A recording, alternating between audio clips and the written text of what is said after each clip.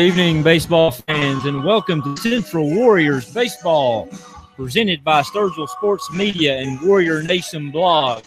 We're coming to you live from Shute Field for tonight's Mountain 7 District matchup between the Central Warriors and the visiting Union Bears. It's been a hectic week here for the Central Warriors. This game was originally scheduled to be played Tuesday night. Mother Nature intervened and decided that she did not want that game to happen Tuesday. A heavy rainstorm and some hail blew in Tuesday, and this game was postponed until last night. But again, Mother Nature decided that last night was not a good night for this game, and so here we are on Thursday. The Warriors were originally scheduled to play Abingdon tonight. That game will also take place tonight. So we've got a special doubleheader here for Warriors baseball and Sturgill Sports Media. The Central Warriors will play the Union Bears here at 5:30, and then at 8 o'clock, the Central Warriors will play the Abingdon Falcons. So a unique doubleheader here as athletic directors and head baseball coaches in Southwest Virginia scramble to figure out how to get all the remaining games in before the Mountain 7 District Tournament begins tomorrow. Our first game again is against Central Warriors and the Union Bears, a game that has quite a bit of implications here. The Central Warriors currently sit in third place in the Mountain 7 District with a record of 6-4 overall. Abingdon leads the way at 10-0 with John Battle at 8-2, both of which have clinched their respective positions in the standing, with Abingdon winning the Mountain 7 District and John Battle claiming second. Central at 6-4 is just ahead of Union at 5-6. The winner of this game, for all intents and purposes, will clinch up third place in the regular season in the Mountain 7 and hold their own destiny for a home game in the Mountain 7 Conference Tournament, which will begin tomorrow. Warm-ups have just been completed. Both teams are gathering in front of their respective dugouts, going over a few last-minute instructions here before we get underway. It is senior night here at Shute Field, home of the Central Warriors, and prior to the first pitch of the night's game, the Central Warriors congratulated the 5 seniors who were on this year's ball club. Again, some of those seniors will be presented in tonight's starting lineup. Some of those will be watching from the dugout cheering on the Central Warriors in hopes that they can defeat the Union Bears and claim third place in the Mountain 7 District. Again, teams are gathering over here. We're waiting on some umpires to go over a few last-minute instructions. But again, we have a good ball game, good contest in store for you tonight. Again, it's a doubleheader contest here at Shute Field with the Warriors playing the Bears, and then again later the Falcons of Abingdon. Let's go over the starting lineup for tonight's game as we wait for some pregame introductions here. We'll begin with the Bears of Union. Batting leadoff for Union is number 10 and playing shortstop, Austin Gibson. Batting second and doing the catching for the Bears, number 7, Hunter Anderson. Playing first base and batting third, number 5, Landry Baker. In center field, wearing number 6, is Mason Caldwell. Batting fifth and playing second base, number 12, Braxton Zirkle. Batting sixth and playing right field, number 22, Brennan Jones. The designated hitter batting seventh, number 25, Bailey Gibson. He will be batting for the opposing pitcher for the Bears, number 23, Adam Cox. Again, that's in the number 7 spot. Playing third base and wearing number 2 is Jace Giles. And batting ninth for the Union Bears, playing left field, number 1, Kalen Gardner. Again, your lineup for the Bears, Gibson, Anderson, and Baker batting 1, 2, and 3. Caldwell, Zirkle, and Jones in the 4, 5, and 6 spots. And then Gibson, Giles, and Gardner rounding out the Bears lineup. For the Central Warriors, batting leadoff and catching senior, number 3, J.P. Stowler. Playing right field and wearing number 14, another senior, Zach James. Doing the pitching tonight for the Warriors, wearing number 15, senior, Tyler Muncie. Playing first base and wearing number 6, Bryson Collins. At second base, wearing number 9 and batting fifth is Evan Stanley. At shortstop, batting sixth, wearing number 10, Landon Elkins. Batting seventh and wearing number 7, the Warriors' designated hitter, Keegan Jones. He'll be batting for the starting center fielder for the Warriors, number 12, Tyler Vanover. Playing left field and wearing number 8 and batting 8th is Jarrett Jesse. And at third base, wearing number 4, will be Ben Brickey. Again, the Warriors lineup is Stallard, James, and Muncie, 1, 2, and 3. Collins, Stanley, and Elkins in the middle, 4, 5, and 6. And then Jones, Jesse, and Bricky rounding out the lineup, 7th, 8th, and 9th. Your pitching matchup for tonight, again, will be senior for the Warriors, Tyler Muncie, and for the Union Bears, Adam Cox. So far on the season, Tyler Muncie has pitched 23 2/3 innings on the season.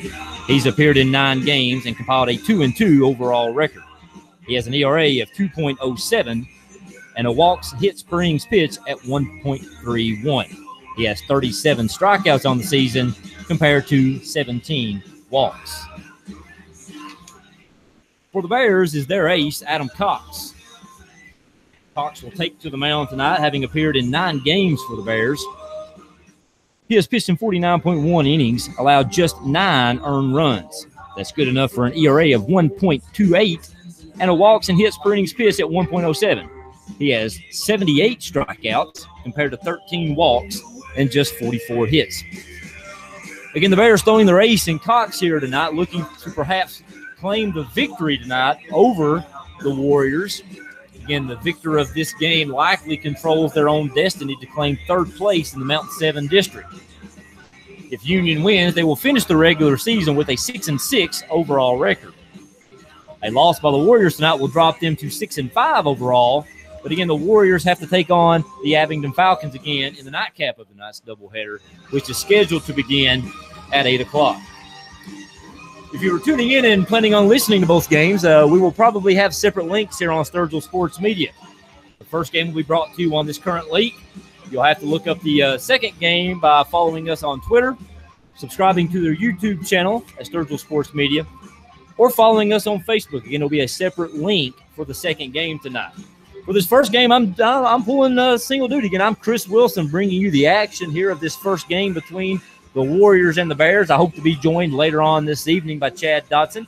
Chad Dotson has some work obligations to take care of. He has notified both me and Sturgill Sports Media that he intends to be here. So if you're listening on your way to the ball field, Chad, we look forward to having you here. If you're not listening to us, not exactly sure what you're doing right now, you should be listening to us.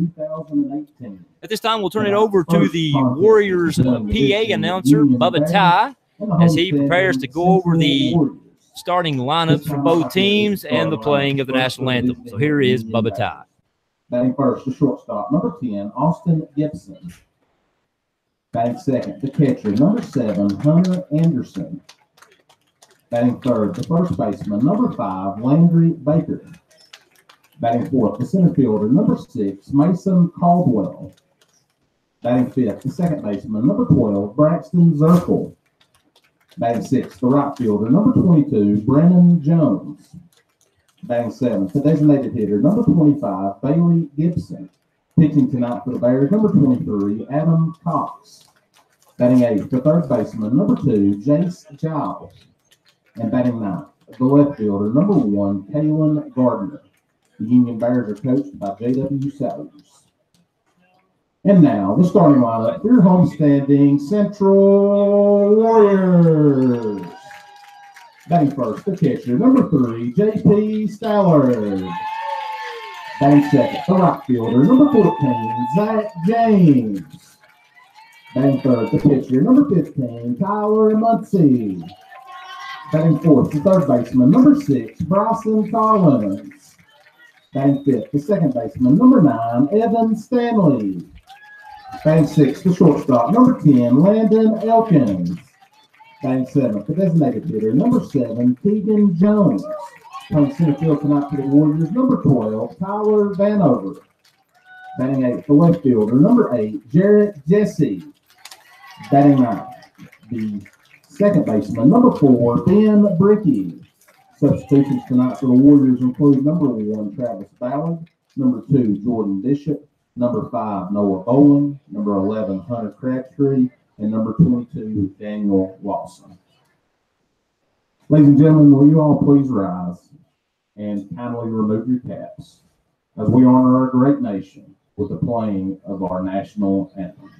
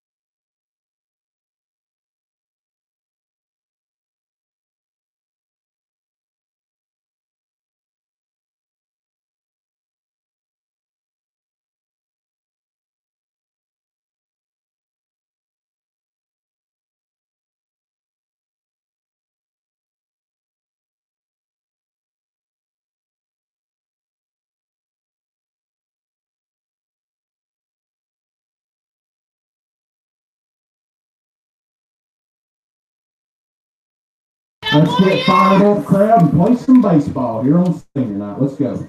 We're back here at Shoup Field, home of the Central Warriors. Again, for tonight's Mountain 7 District wrap-up game here between the Central Warriors and the Union Bears. Introductions are complete. The national anthem has been sung, and we are ready for some baseball action. Before we begin, we'd like to thank our game sponsor for tonight. Our game sponsor for this evening is Dr. Erin Mullins, OBGYN at Pikeville Medical Center. She's in charge of Women's Care Center.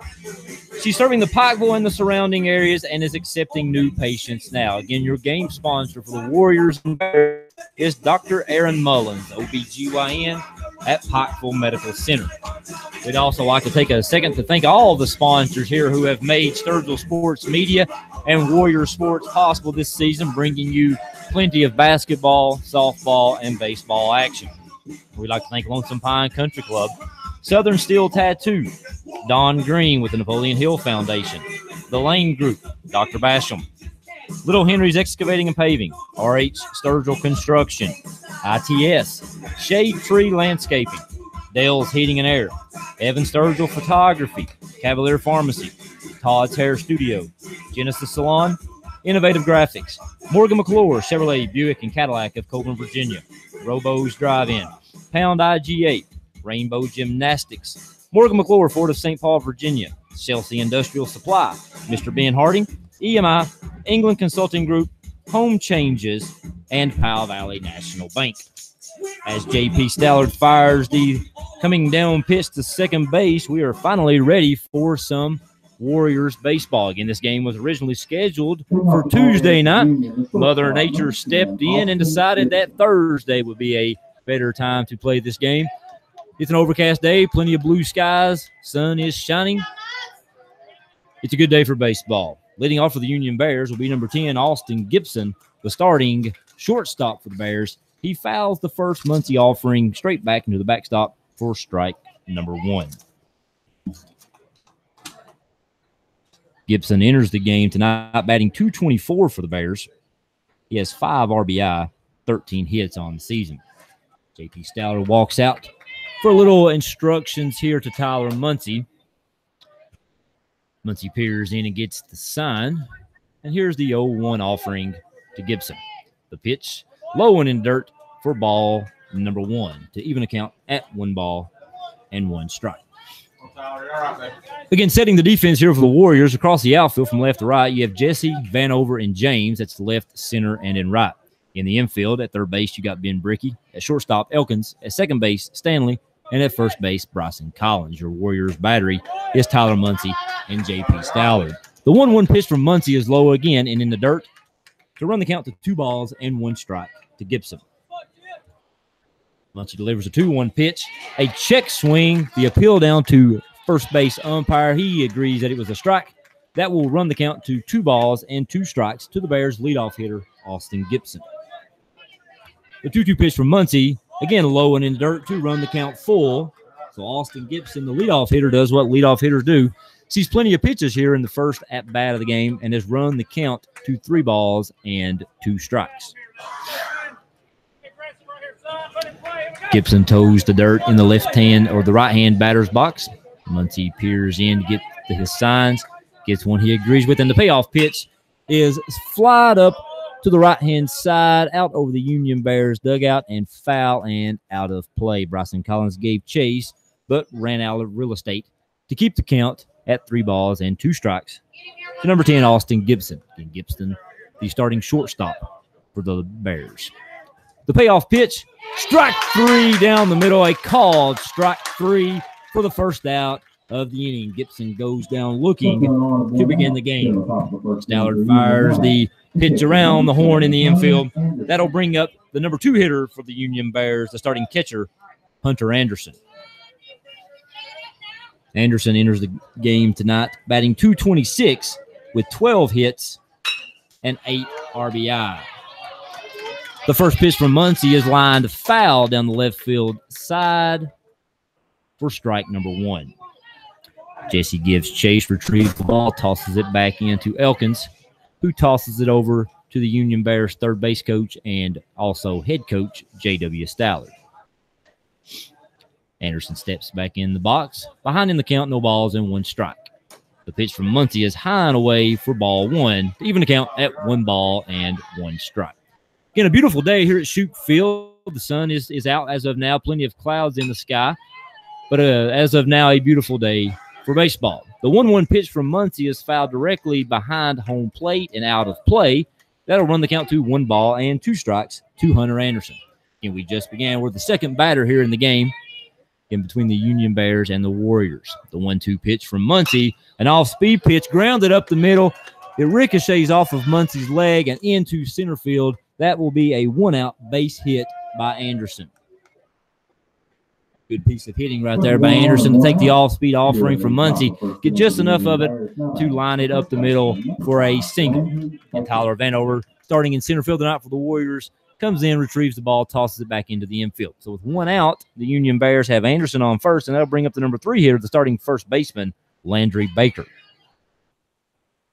On the season for the Bears, Baker is hitting .283 with 12 RBI and 13 hits. The number 3 hitter for the Bears is yet to hit a home run.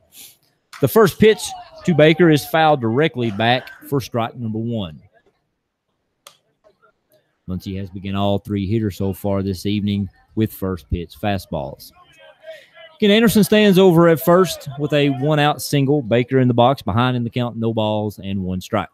Muncie in the stretch, peers over at Anderson at first base, delivers the 0-1 pitch, and it again is fouled directly off overhead behind home plate for strike number 2. Anderson was off on the pitch, attempting to steal second base, but unfortunately for him, the pitch is fouled off. And that will run the count to no balls and 2 strikes here to the Union Bears number 3 hitter, Landry Baker. Muncie peers in again, gets his sign, checks Anderson over at first. The 0-2 pitch, a fastball grounded to second. The flip over to shortstop is in time, and the throw to first base is also in time. That is a Stanley Elkins to Collins 4-6-3 double play to end the inning and retire the Union Bears here in the top half of the first inning. Getting a sharp 2-hop ground ball to Evan Stanley over at second base. He makes a nice smooth toss over to Elkins at short, who then sends the relay over to Bryson Collins at first base, and that will do it for the Union Bears top half of the first inning. The Bears send 3 batters to the plate, and they get a 1-out single, but we'll have nothing to show for it. So we'll go to the bottom half of the first inning. Union 0, Central Warriors coming up to bat.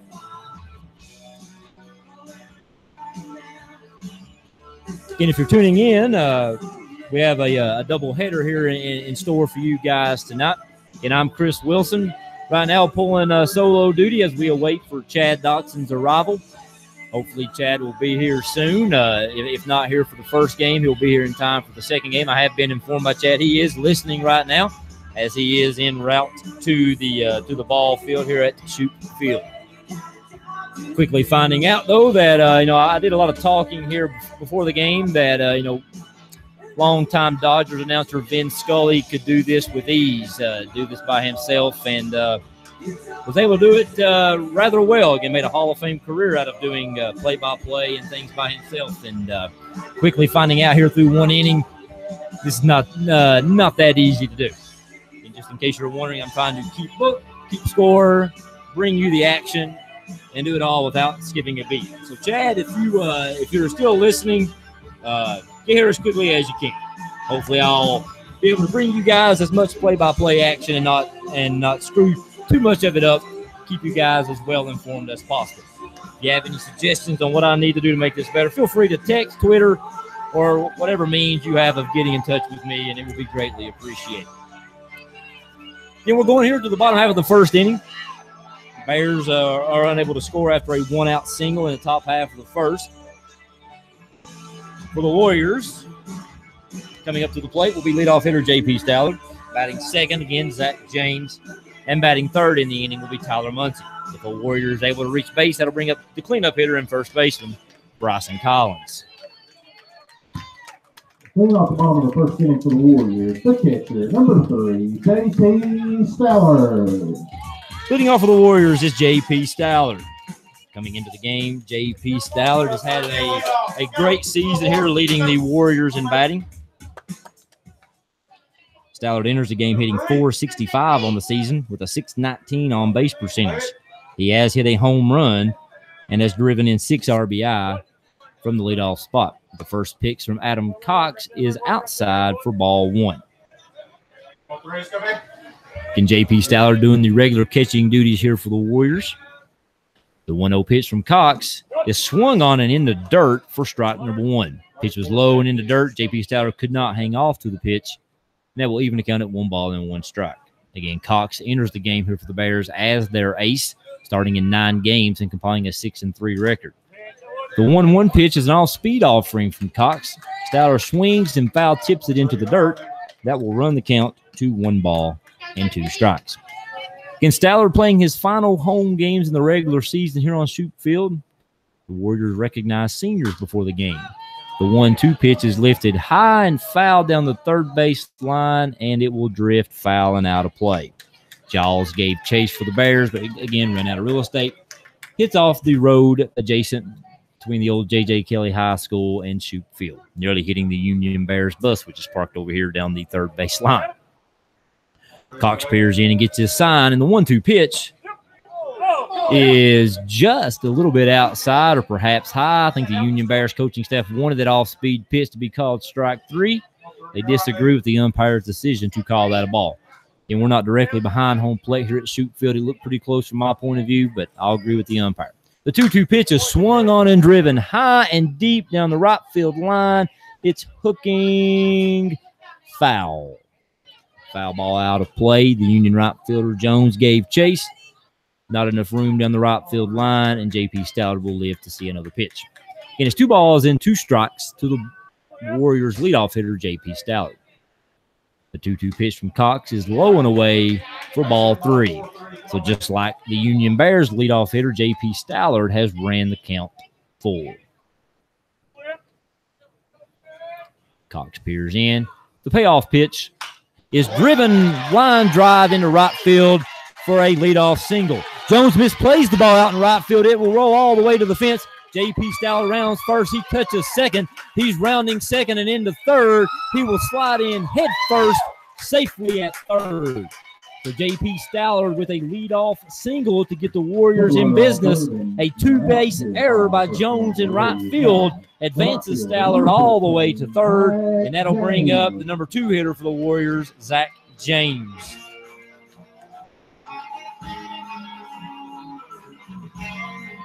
Zach James comes in as the hero the last time these 2 teams met. Again, the Warriors beat the Union Bears in extra innings at Union High School the last time these 2 teams met. Zach James comes into the game with a .340 batting average and a .426 on-base percentage. He leads the Warriors with 3 home runs.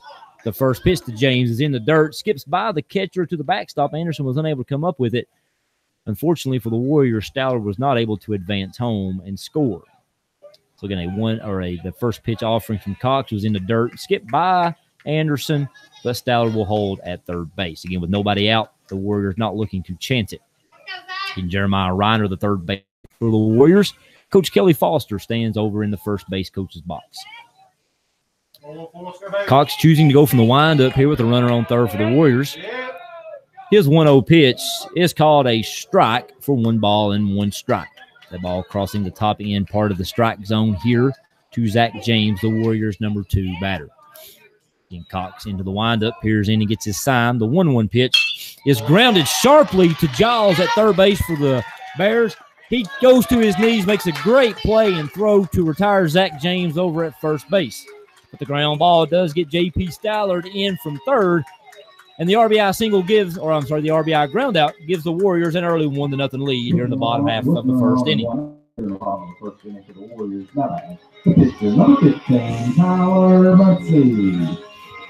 That'll bring up the starting pitcher for the Warriors, Tyler Muncie. Muncie enters the game with a .327 batting average, a .450 on-base percentage, a home run, and 8 RBI. He takes the first offering from Cox for a called strike down the middle for a 0-1 count. Cox gets the sign, delivers the 0-1 pitch. Another called strike. Muncie looked like he wanted to swing at that one, was not able to pull the trigger.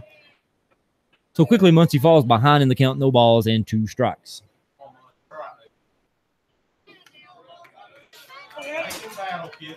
Cox walks around the mound. He is now set. Peers in, goes into the windup, and the 0-2 pitch is swung on, foul tipped off the catcher's mask behind home plate. That will keep the count at no balls and 2 strikes. It looked like another fastball offering from Cox on the 0-2 pitch, caught the top end part of the strike zone. Muncie foul tips it to remain alive at no balls and 2 strikes. Cox into the windup, delivers another fastball, and Muncie line drives it into left center field. That's a base hit. It'll roll all the way to the wall. Caldwell gives chase out in center field. He'll retrieve it, toss it in to Gibson at shortstop, but not before Muncie strolls into second base with a 1-out double. And Muncie takes the 0-2 fastball. It's a line drive shot out to left center field. Caldwell chases it, but not until the ball gets to the center field fence. And by that time, Muncie was able to stroll in for an easy stand-up double. That'll bring up the number 4 hitter and starting first baseman for the Warriors, Bryson Collins. Again, the Warriors here in some early business. Already with 1 run in and a runner standing at second base for the Warriors. Cox goes into the stretch, eyes the runner at second base, and delivers the 0-1 pitch. It is high for ball number 1. Into pinch run for the Warriors is number 22, Daniel Lawson. Again, Lawson coming in to run for the starting pitcher, Tyler Muncie, who just doubled. Again, Lawson now leads off second base. The 1-0 pitch to Bryson Collins is lifted high and shallow out into shallow left field. In fact, Gibson will give chase from the shortstop position. He ranges back, makes the catch to retire Collins on the fly out to shortstop. 1 on and 2 out. Still in the bottom of the first inning for the Warriors. Now batting the second baseman, number 9, Evan Stanley. So 2 outs, that'll bring up the starting second baseman for the Warriors, Evan Stanley. Stanley steps into the box. Cox toes the rubber. Again, the Warriors have a runner at second base. That's Daniel Lawson running for Tyler Muncie, who doubled with 1 out. The Warriors looking to do a little 2-out damage right here in the bottom half of the first, leading 1-0. The first pitch from Cox is called a strike for no balls and 1 strike. Good fastball right there by Cox. Stanley chose to let it go by and falls behind in the count, no balls and 1 strike. The Union Bears defense rotating up the middle, trying to keep Lawson as close as possible. And the 0-1 pitch is lofted foul out over the first base dugout for strike number 2. So Evan Stanley quickly behind in the count, no balls and 2 strikes. And the Warriors with 1 run here in the bottom half of the first inning. That run coming thanks to a J.P. Stallard single, who was able to then advance to third base on a 2-base error. The 0-2 pitch is low and in the dirt on the off-speed offering by Cox. That'll run the count to 1 ball and 2 strikes. Again, Stallard advanced to third on the error by Jones out in right field. And then 1 batter later, Zach James hit a sharp ground ball to third base. On the fielder's choice, Stallard was able to advance home. James was retired for the RBI groundout. Lawson eases off second base. Cox comes set. Delivers the 1-2 pitch to Stanley, an off-speed pitch. Stanley foul tips it into the dirt behind home plate to remain alive at 1 ball and 2 strikes. Evan Stanley does a little pre-at-bat routine here in the batter's box. Stanley enters the game batting .294 with a .480 on-base percentage, looking to improve on that on-base percentage, but it'll take some work as he's behind in the count, 1 ball and 2 strikes. The 1-2 pitch is swung on and missed by Stanley to retire the side. Not a very good swing right there by Stanley. Looked like he was a little fooled on the high fastball by Cox, but the Warriors get a little damage in. They score a run thanks to the leadoff single and error by J.P. Stallard. He was able to come to third. An RBI ground that gives the Warriors an early 1-0 lead. The Warriors scored that run on 1 run on 2 hits. Again, the 1 error by Jones out in right field, and we'll go to the top half of the second inning with the Warriors leading the Bears 1-0. We'd like to give some thanks to our sponsors tonight. Tonight's game sponsor is Dr. Aaron Mullins, OBGYN at Pikeville Medical Center, the Women's Care Center.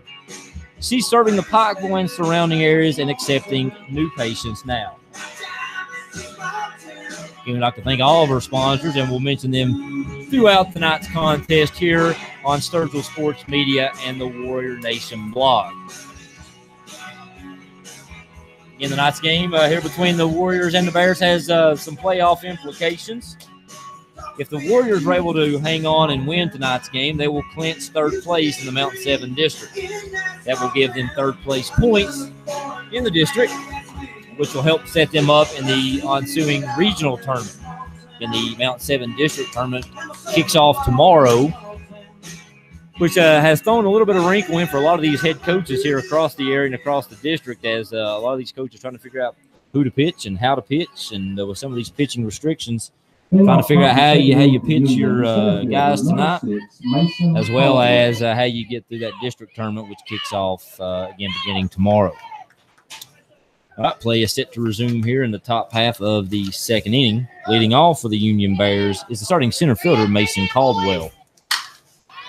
The first pitch is hit high and deep to center field. The Warrior center fielder, Tyler Vanover, ranges back to his right, and about 5 feet shy of the center field wall is able to make the catch to retire Caldwell for the first out of the inning. Here at the top of the second inning for Union. Now at the second baseman, number 12, Braxton Zirkle. That'll bring up the second baseman for the Bears, Braxton Zirkle. Zirkle enters tonight's game with a .381 batting average to lead all Bears in batting average. The first pitch to Zirkle is a fastball by Muncie. Zirkle unable to catch up to it and falls behind in the count, no balls and 1 strike. Muncie peers in the 0-1 pitch. Again, a fastball that Zirkle is unable to catch up with again. And quickly, just like that, Muncie is ahead in the count, no balls and 2 strikes. Muncie looking rather efficient here early going in the top half of the second, retiring Caldwell on 1 pitch, and then gets quickly ahead of Zirkle on 2 straight fastballs. The 0-2 pitch is fouled off directly behind home plate to keep the count at no balls and 2 strikes. Again, Zirkle, the starting second baseman for the Bears, and batting 5th. The 0-2 pitch is an off-speed pitch taken for a called strike 3. Dowd is unable to come up with the catch, but comes out in front of home plate, retrieves it, fires a strike down to Bryson Collins at first base to retire Zirkle on the strikeout. The right fielder, number 22, Brennan Jones. So with the strikeout, give Muncie 2 strikeouts in the game. Again, he struck out Gibson to begin the game and then Zirkle. That'll bring up the starting right fielder for the Bears, Brennan Jones. The first pitch is a fastball foul directly behind home plate for strike number 1. And Jones, the starting right fielder, who made that costly error in the top half of the first inning, which allowed Stowler to turn a single into a triple per se. The 0-1 pitch is an off-speed pitch, called a ball inside to even the count at 1 ball and 1 strike. The home fans here wanted the call, but the umpire disagreed. The 1-1 pitch called a strike on the outside corner, a fastball offering by Muncie. And Muncie's quickly ahead yet again, 1 ball and 2 strikes. And Muncie working ahead here rapidly in the second inning. The 1-2 pitch is grounded to shortstop. Gibson ranges to his right, makes a diving, sliding catch to his right, fires a strike over to Bryson Collins to retire the side. So Muncie makes pretty quick work here of the Union Bears in the top half of the second inning. On 1 pitch, he gets a fly ball to center field. The second batter, he gets a strikeout swinging. And then on a few pitches, he gets Jones to hit a sharp ground ball to shortstop that Landon Elkins makes a pretty sharp play on to retire the side. So far, Tyler Muncie having a pretty good go of it out there so far. And the Union Bears go down with no hits, no runs, and no errors committed by the Warriors there in the top of the second. So we'll go to the bottom half of the second inning with the Central Warriors leading 1-0. And if you're tuning in tonight, feel free to give us a like on Twitter. Follow us at Sturgill S Media on Twitter. If you're following us on Twitter, give us a retweet of tonight's link. Make sure that other Warriors fans or even some Bears fans can follow the action tonight and keep up with the Warriors and the Bears. If you're on Facebook, be sure to give us a like. And on YouTube, be sure to subscribe to the YouTube channel. We'll be able to bring you all future games, current games, and you can go back and listen to some of the previous games.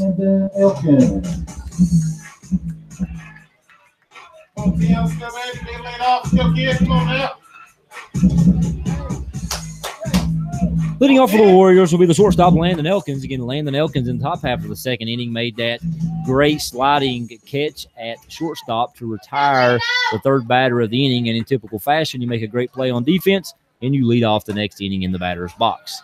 The first pitch from Cox is called a ball up and in for 1 ball and no strikes to Landon Elkins.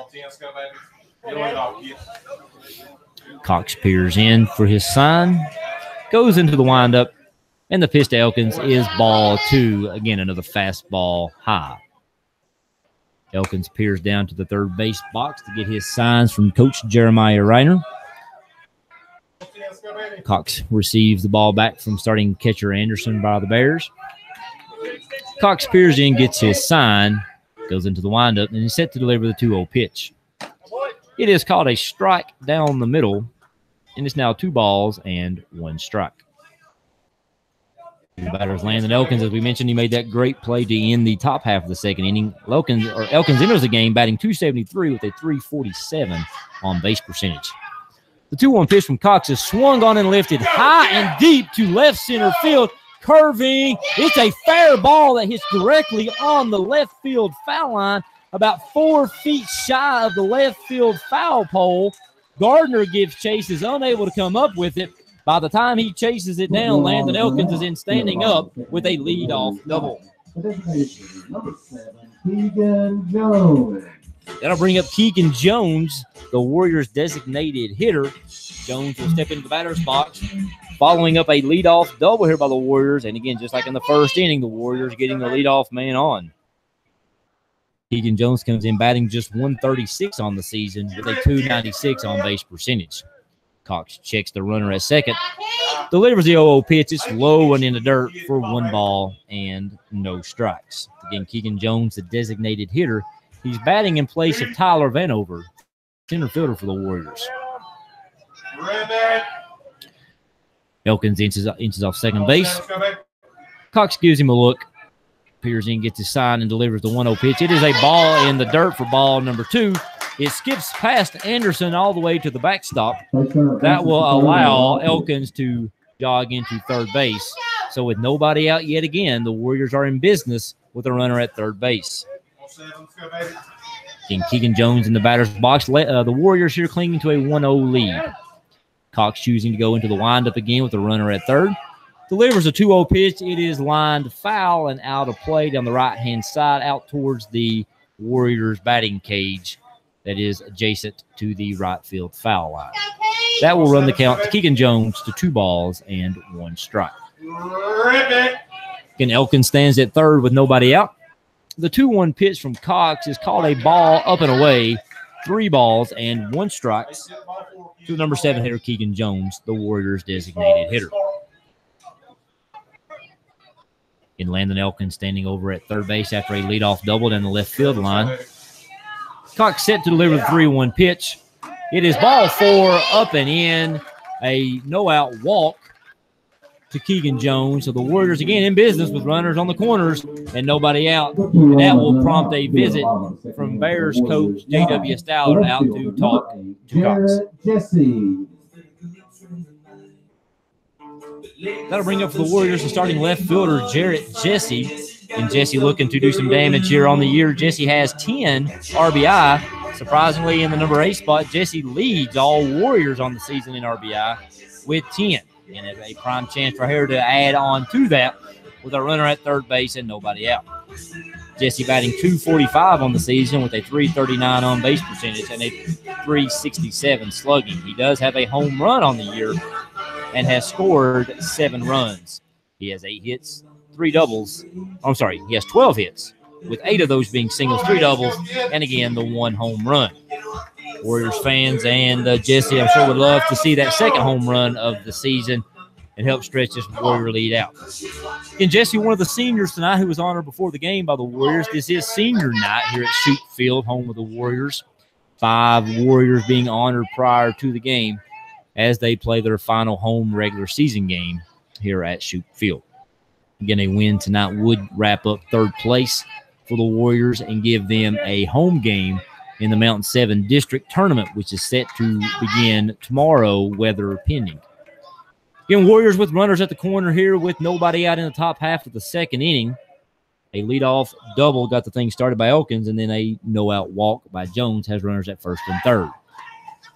Cox steps off and fires a pickoff over to first base. Keegan Jones slides back in safely at first base. And the Union Bears perhaps thinking that Keegan Jones is going to attempt to steal on the first-third situation here in the bottom of the second inning. Again, the batter is Jarrett Jesse, the starting left fielder here for the Warriors. Cox checks the runners and delivers the 1-0 or 0-0 pitch. It is called a ball for ball one. Anderson fires a snap throw down to Giles at third base, attempting to catch Elkins napping. But for the Warriors, Elkins slides back in safely. So it's 1 ball and no strikes to Jarrett Jesse with runners on the corners here for the Warriors in the bottom half of the second inning, leading 1-0. Cox checks the runners, checks his sign at home, delivers the 1-0 pitch. It is called a ball up and away. 2 balls and no strikes to the number 8 hitter for the Warriors, Jarrett Jesse.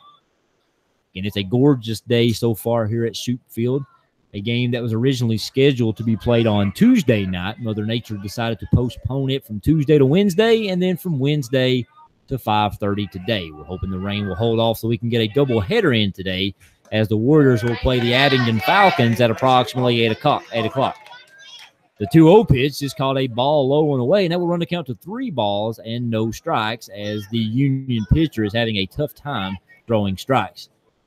Up here out here into the visitors' dugout, and J.W. Salyers looking over in the visiting bullpen, hoping to get someone up quickly as Cox is struggling to throw strikes. A 3-0 pitch is called a ball outside for ball number 4, and just like that, the Warriors have the bases loaded and nobody out for the number 9 hitter, Ben Bricky. And J.W. Stallard peering over into the bullpen. He's coming back out to the pitcher's mound, and with this second trip to the mound, that will be all for Cox.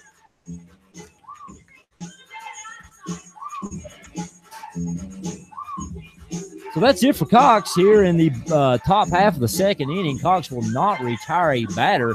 He'll leave with runners at first, second, and third. So all 3 of those runners will be his responsibility for the Union Bears reliever to attempt to get out of this jam. And we'll have to check the roster here in just a second to see who J.W. Salyers is bringing in.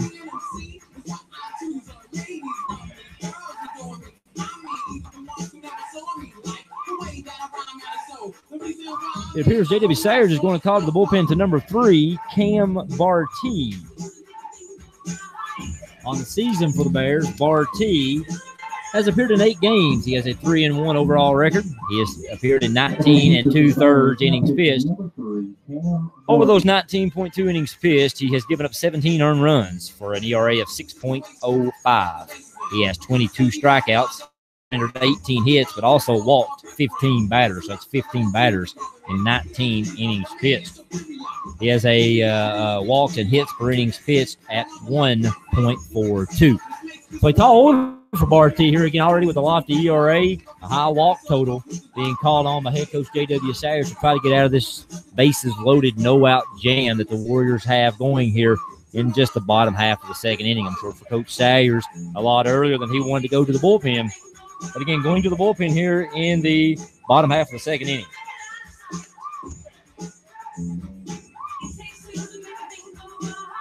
Again, just to recap what's going on here, we're in the bottom of the second inning. The Warriors scored 1 here in the top half of the or the bottom half of the first inning, and have some business going here in the bottom of the second. I'm Chris Wilson, bringing you the action here at Shoup Field, and I'm awaiting on my partner in crime very patiently, Chad Dotson, who had some work obligations. He'll be joining me at some point later on this evening.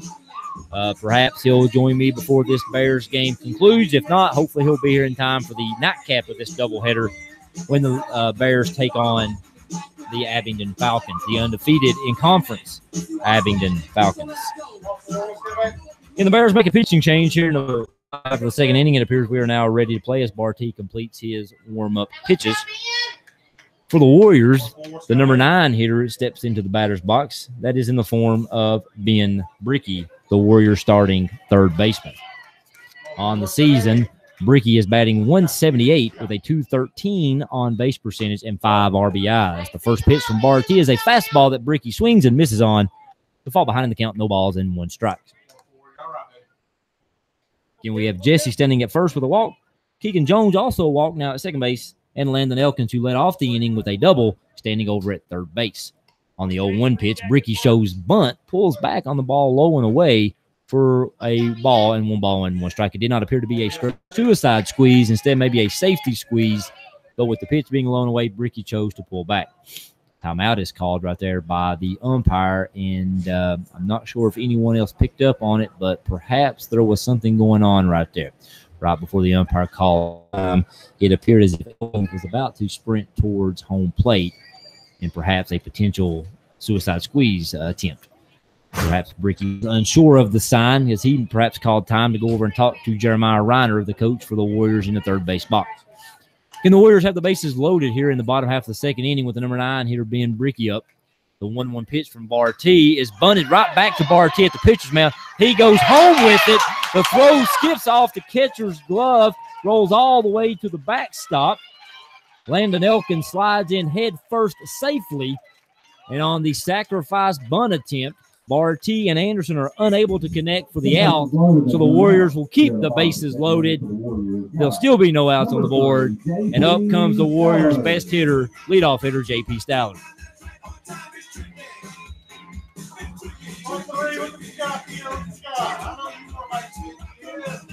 In his first at-bat, J.P. Stallard hit a line drive single into right field that Jones for the Union Bears was unable to play properly.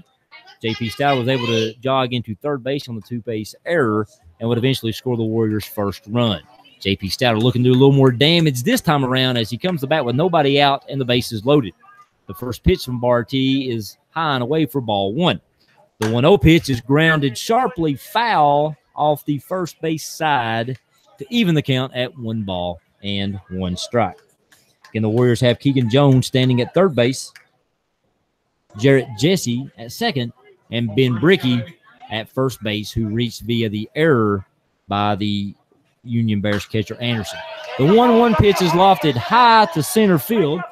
Caldwell for the Bears camps out under it. He makes the catch, fires it in. It is cut off by the first baseman, Keegan Jones tags up and scores on the sac fly by J.P. Stallard.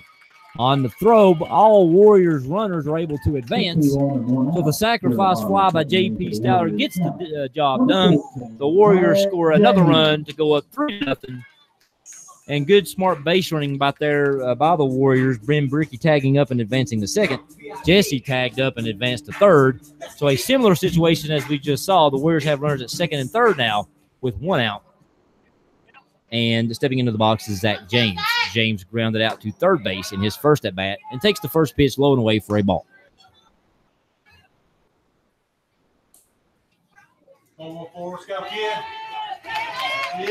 Barty gets his sign. The 1-0 pitch to Zach James is low and in the dirt for ball number 2. And Warriors have runners standing at second and third here in the bottom half of the second, already up 3-0. And Zach James in the box. He is 0 for 1 in the contest. A ground ball victim in his first at-bat. The 2-0 pitch from Barty has caught a strike at the top half of the zone to run the count to 2 balls and 1 strike. Again, Jesse standing over at third. He reached via a walk. Ben Bricky at second, who reached via an error earlier in the inning. The 2-1 pitch to Zach James is low and away for ball 3, 3 balls and 1 strike. Standing in the on-deck circle is Tyler Muncy. In his first at-bat, he roped a double to left center field. The 3-1 offering from Barty is also low and away for ball number 4. So, again, the Warriors now have the bases loaded yet again. The bases loaded and 1 out here in the bottom of the second inning for the Warriors. Now, number 15, Tyler Muncy. So the Warriors pitcher Tyler Muncy stands in the box looking to do a little bit of damage. Warriors have the bases loaded for the second time in the inning. Muncy, who doubled with 1 out in the first, is looking for another similar at-bat here. Barty goes into the windup, delivers the first pitch, low and away for ball number 1. And Zach James over at first. Ben Brickey stands at second. Jarrett Jesse over at third base. Tyler Muncie in the batter's box. Bases loaded, 1 out. The 1-1 pitch is driven high and deep to left field. Gardner gives chase, makes the catch at the base of the wall for out number 2. So a long sac fly off the bat of Tyler Muncie. I think a lot of people here thought that one might have been gone off into the old driving range in left field. But for Muncie, it'll just be a long sac fly to Gardner in left field. But again, Jesse tags up and scores, give the Warriors a 4-0 lead. And into the box steps Bryson Collins, the Warriors' first baseman.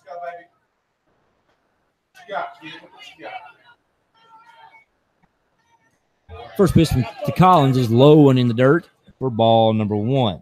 In his first at bat, Bryson hit a shallow fly ball between shortstop and left field that Gibson for the Bears was able to range back from his shortstop position to make the catch for the second out of the first inning. So Collins is 0 for 1 tonight. And the Warriors have runners at first and second, now holding on to a 4-0 lead here in the bottom of the second. The 1-0 pitch to Collins is a fastball low and away for ball 2. 2 balls and no strikes to the Warriors' first baseman, Bryson Collins. And Zach James over at first base, Ben Brickey at second base. Bryson Collins in the box, looking for something he can drive here on 2 balls and no strikes from the Bears pitcher Barty. The 2-0 pitch is an off-speed offering that Collins chases and waves at for a strike for 2 balls and 1 strike. Again, the Warriors with 1 run in the first and 3 here in the bottom of the second for a 4-0 lead. Barty gets his sign, checks Brickey at second base, delivers another off-speed pitch that Collins is unable to hold off of. And just like that, Collins is now even in the count, 2 balls and 2 strikes with 2 outs here in the bottom of the second. Barty peers in for his sign, checks Brickey at second base, and delivers the 2-2 pitch to Collins. Another off-speed pitch that Collins is unable to swing at, takes a called strike 3 for the 3rd out of the inning. So Collins, a strikeout victim looking. That will be Barty's first strikeout as he just came in relief there in the bottom half of the second inning. But a good inning for the Warriors. The Warriors were able to score 3 runs on just 1 hit. Most of those runs coming via the free pass, the walk.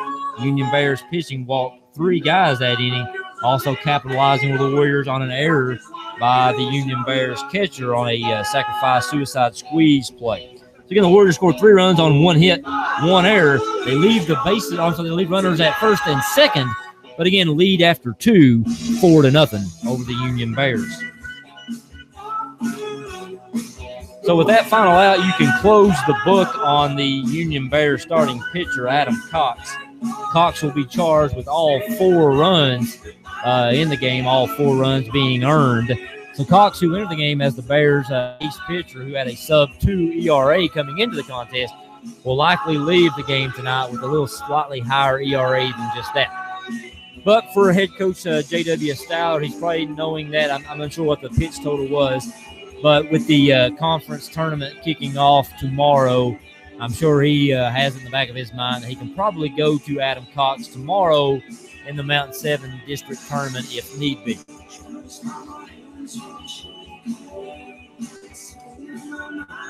Muncie has completed his warm-up pitches, and we're set to go to the top half of the 3rd inning. The 3rd inning for the Union, the designated hitter, number 25, Bailey Gibson.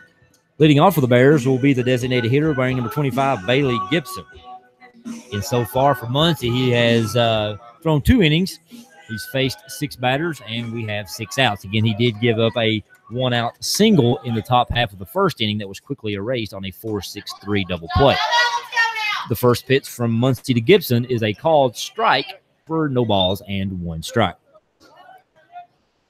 The 0-1 pitch from Muncie, called strike number 2, and just like that, Gibson falls behind in the count, no balls and 2 strikes. Muncie picking right back up with where he left off in the top of the second, throwing strikes.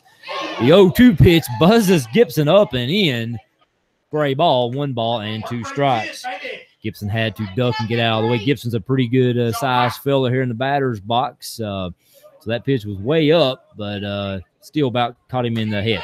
The 1-2 pitch is swung on and missed by Gibson for strike number 3. Give Tyler Muncie his 3rd strikeout as Gibson walks slowly back to the visitor's dugout.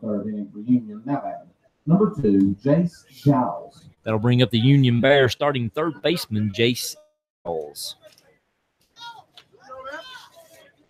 On the season, Giles is batting .074 with a .278 on-base percentage.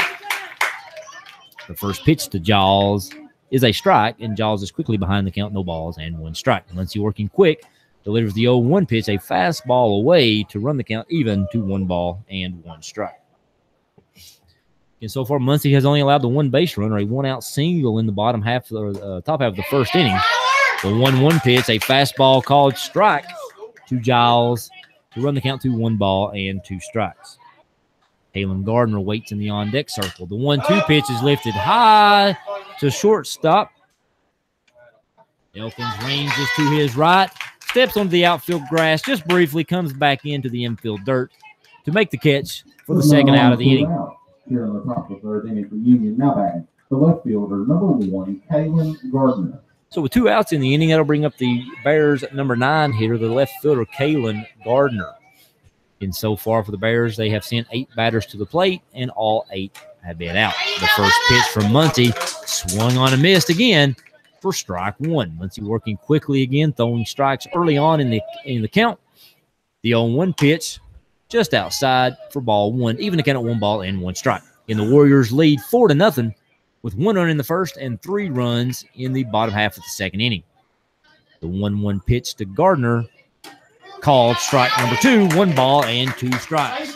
Muncie working very efficient, very quickly throwing strikes to the Union batters, and the Union batters unable to put a solid base hit into play.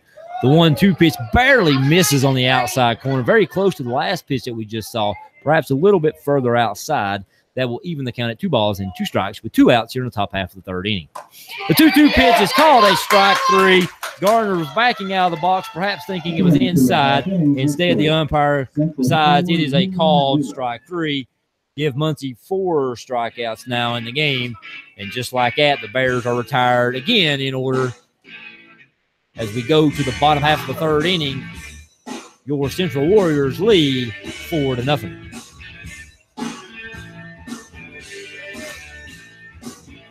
And so far, Tyler Muncie being very efficient here on the mound. Again, a 1-out single in the top half of the 1st inning was quickly erased as the next batter hit a 4-6-3 double play. And since then, it has been batter up and batter out. Muncie has faced 9 batters so far, and Muncie has gotten 9 outs. Again, that 1 single there in the top half of the 1st inning, the only blemish on an otherwise rather perfect pitching performance here through 3 innings by Tyler Muncie.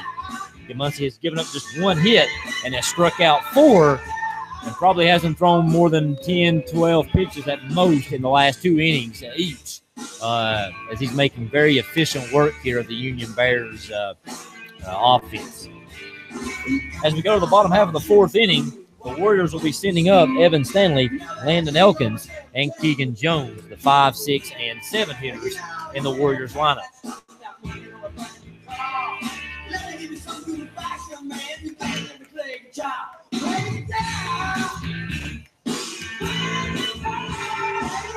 Barty is done with his warm-up pitches. Anderson fires the throw-down pitch into second base. Evan Stanley. And that'll bring up Evan Stanley for the Warriors. Evan Stanley hit a ground ball to shortstop in his first at-bat and was retired on the ground out. He is 0 for 1 thus far in the contest. The first offering from Barty is called a ball away, 1 ball and no strikes to the Warriors starting second baseman Evan Stanley. And the Warriors lead 4-0 in the bottom half of the 3rd inning. The 1-0 pitch from Barty is caught a strike at the top half of the zone, a fastball for Stanley that will even the count at 1 ball and 1 strike. Barty goes into the windup to deliver the 1-1 pitch, an off-speed offering that Evan Stanley watches cross home plate for a strike. And just like that, Stanley falls behind in the count, 1 ball and 2 strikes. The 1-2 offering from Barty, another off-speed pitch, this time up and away to even the count at 2 balls and 2 strikes to Stanley. And Stanley 0 for 1 in the contest, a ground out victim in the bottom half of the first inning. The 2-2 pitch is a ball high and in for a ball again. Balls and 2 strikes now to Evan Stanley. And the Warriors looking to get the leadoff man on for the 3rd consecutive inning. The payoff pitch from Barty is caught a ball outside, and just like that for the 3rd straight inning, the Warriors have the leadoff hitter aboard. Quick one on and none out here in the bottom of the 3rd inning for the Warriors. Now, number 10, Landon Elkins.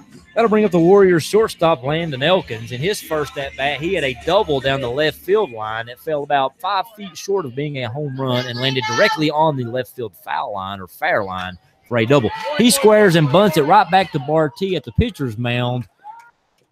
Evan Stanley will advance into second base on the sacrifice bunt by Landon Elkins. Put one on and one out here in the bottom of the 3rd inning for the Warriors. Now batting, number 7, Keegan Jones. That'll bring up the Warriors' designated hitter, Keegan Jones. He walked in his first at-bat. Again, just to reset, Evan Stanley now stands at second after a walk and a sacrifice bunt attempt by Landon Elkins. Back to Barty, who threw Elkins out at first base. Stanley inches off second. The first pitch to Keegan Jones is a curveball called a strike to make the count no balls and 1 strike. Again, we're in the bottom of the 3rd inning. The Warriors lead the Union Bears 4-0. Barty checks the runner, delivers a fastball that's called a ball up in the zone to Keegan Jones. The count is now 1 ball and 1 strike. Barty comes set, delivers the 1-1 pitch, a ball outside, 2 balls and 1 strike. Can we have some clouds now about to roll in over the right field side? Again, we have a chance of some rain here at some point this evening. We're hoping the rain will stay away, but it's getting to be a little overcast. Hopefully we can get these 2 baseball games in. Again, the Warriors hosting the Bears right now in the first game, and then if the weather will hold, they will play the Abingdon Falcons at approximately 8 o'clock. The 2-1 pitch is line drive, a single by Keegan Jones in the right field. Evan Stanley races around third base. He slides into home. He is safe on the RBI single by Keegan Jones. The ball skips away, goes to the backstop. Keegan Jones will hustle into second base for a 1-out RBI single by Keegan Jones. Number 8, Jarrett Jesse. That'll bring up the Warriors starting left fielder, Jarrett Jesse. He walked in his first at-bat and later came around and scored. And I am pleased to announce that I am now graced by the presence of Chad Dotson. Chad, how you doing? Oh, doing well. Heard you get here, and you've done a great job by yourself. I don't think you need me. No, I'm running on fumes already here in the 3rd inning. This was a lot more difficult than I expected to do this by myself. The first pitch from Barty to Jarrett Jesse is a ball inside, 1 ball and no strikes. And the Warriors lead here in the bottom half of the 3rd inning, 5-0. Barty checks the runner, delivers the 1-0 pitch. It's a ground ball to the first baseman, Baker. He tosses it over to Barty for the 2nd out of the inning to retire Jesse. Keegan Jones advances to third base on the ground out. And with 2 outs, that'll bring up the number 9 hitter, Ben Bricky. Looked like the first baseman wanted to take it himself there. And at the last moment, he realized, I'm not going to be able to beat Jesse to first base. Flips it to Barty, covering from the mound. And a really good job by Barty to get over there quickly. That catch, stepped on the bag. So with 2 outs and Keegan Jones over at third base, that'll bring up the Warriors' number 9 hitter and starting third baseman, Ben Bricky. Bricky laid down a bunt attempt in his first at-bat, a sort of a sacrifice, suicide squeeze, safety squeeze situation that the Bears were unable to get the out on. The first pitch is swung on and missed for strike number 1. The second pitch is taken for a strike on the outside corner, and just like that, Ben Bricky falls behind in the count, no balls and 2 strikes. Barty working quickly, delivers the 0-2 pitch, an off-speed pitch that Bricky chases in the dirt, swings and misses.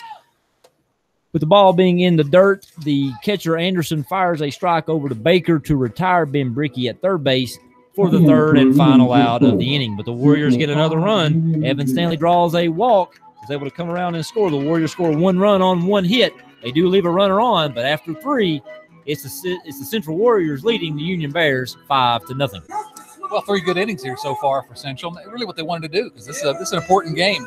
for the Central program, get this win, clinch third place. And they've come out swinging, scored in every inning so far. And I don't know if J.W. Sayers waving the white flag a little bit, pulling the starter early. He was struggling for the strike zone. But so far, so good for the Central Warriors. Yeah, it was rather kind of interesting because, again, Cox was their ace. He came into the game having thrown almost 50 innings. He'd only walked 13 batters on the season, but was having a really tough time there through an inning plus. He exited the game after walking 2 straight hitters, and he came into the game with only 13 walks. And then walked back-to-back batters, and J.W. Sayers, perhaps looking ahead, decided to go ahead and pull his starter. Again, the next game is sponsored by Dr. Erin Mullins, OBGYN at Pikeville Medical Center, the Women's Care Center. She's serving the Pikeville and surrounding areas and is accepting new patients now. We'd like to thank Dr. Erin Mullins for making this broadcast possible. We'd like to thank all sponsors for making all of our broadcasts here at Sturgill Sports Media possible. Again, we'll go through those sponsors periodically throughout the game and perhaps between games here tonight. If you're just tuning in, the Warriors lead 5-0. I've now been joined by Chad Dodson, who will help me kind of tag team the rest of this broadcast and the second broadcast later on tonight. Hopefully, Chad will continue to bring us some good luck. Maybe not jinx this early 5-0 Warriors lead as we head to the top of the 4th inning. Chad, you said you were listening on the way. The Warriors starting pitcher Tyler Muncy was looking pretty efficient, and I think you might have just jinxed him, Chad. Went about walking the booth, and catcher Stallard throwing down to second after the warm-up tosses were through, and hits the pitcher right in the back, and he looks like he's hurt out there. Yeah, Muncy just completed his final warm-up pitch. Stallard, who, like all catchers do, they fire that last throw down to second base to keep their arms loose. And the coming down pitch nailed Tyler Muncy, I believe, in the back. Right in the small of the back, it looked like. Yeah, right in the back. Warriors head coach Brian Mills out to check on him. Muncy appears to be okay. Bryson Collins over at first base sort of giving a little chuckle and shaking his head. A rather unique little situation there, but he seems to be okay and is going to stay in the game. So, Chad, I'll turn it over to you for some play-by-play. Could have been a scary moment there, but it wasn't. First pitch taken low and away to the leadoff hitter, Austin Gibson, hitting right-handed. He's the shortstop for the Union Bears. The 1-0 count, swung on, fouled straight back into the fence, evens the count at 1-1 strike. Gibson was a strikeout victim, struck out looking to begin the game. He'll step back in. Muncy working quickly to the wind and the pitch, and he hits the batter, Gibson, in the small of the back. So everyone getting hit now, but the leadoff hitter for Union, Austin Gibson, will reach. That'll bring up the catcher, Hunter Anderson. Anderson singled right up the middle in the first inning. I was informed by Tyler Muncy's mom right there after all that happened that he does wear a little extra padding back there. I'm wondering if that's from some previous injury or if perhaps being hit in the back by throws down is a common occurrence here by Warriors baseball. Let's hope not. First pitch inside, that'll be ball 1. Gibson leading off first base. Again, we're in the top of the 4th inning. Central 5, Union 0. Again, that hit by pitch right there by Gibson is the first Bears base runner since the top of the first when the current batter, Hunter Anderson, reached via single. Muncy had managed to retire the last 8 straight if you count that double play ball in the first inning. So Muncy was working rather efficiently and rather quickly, throwing a lot of early strikes. And that's the first base runner for the Bears since the top half of the first inning.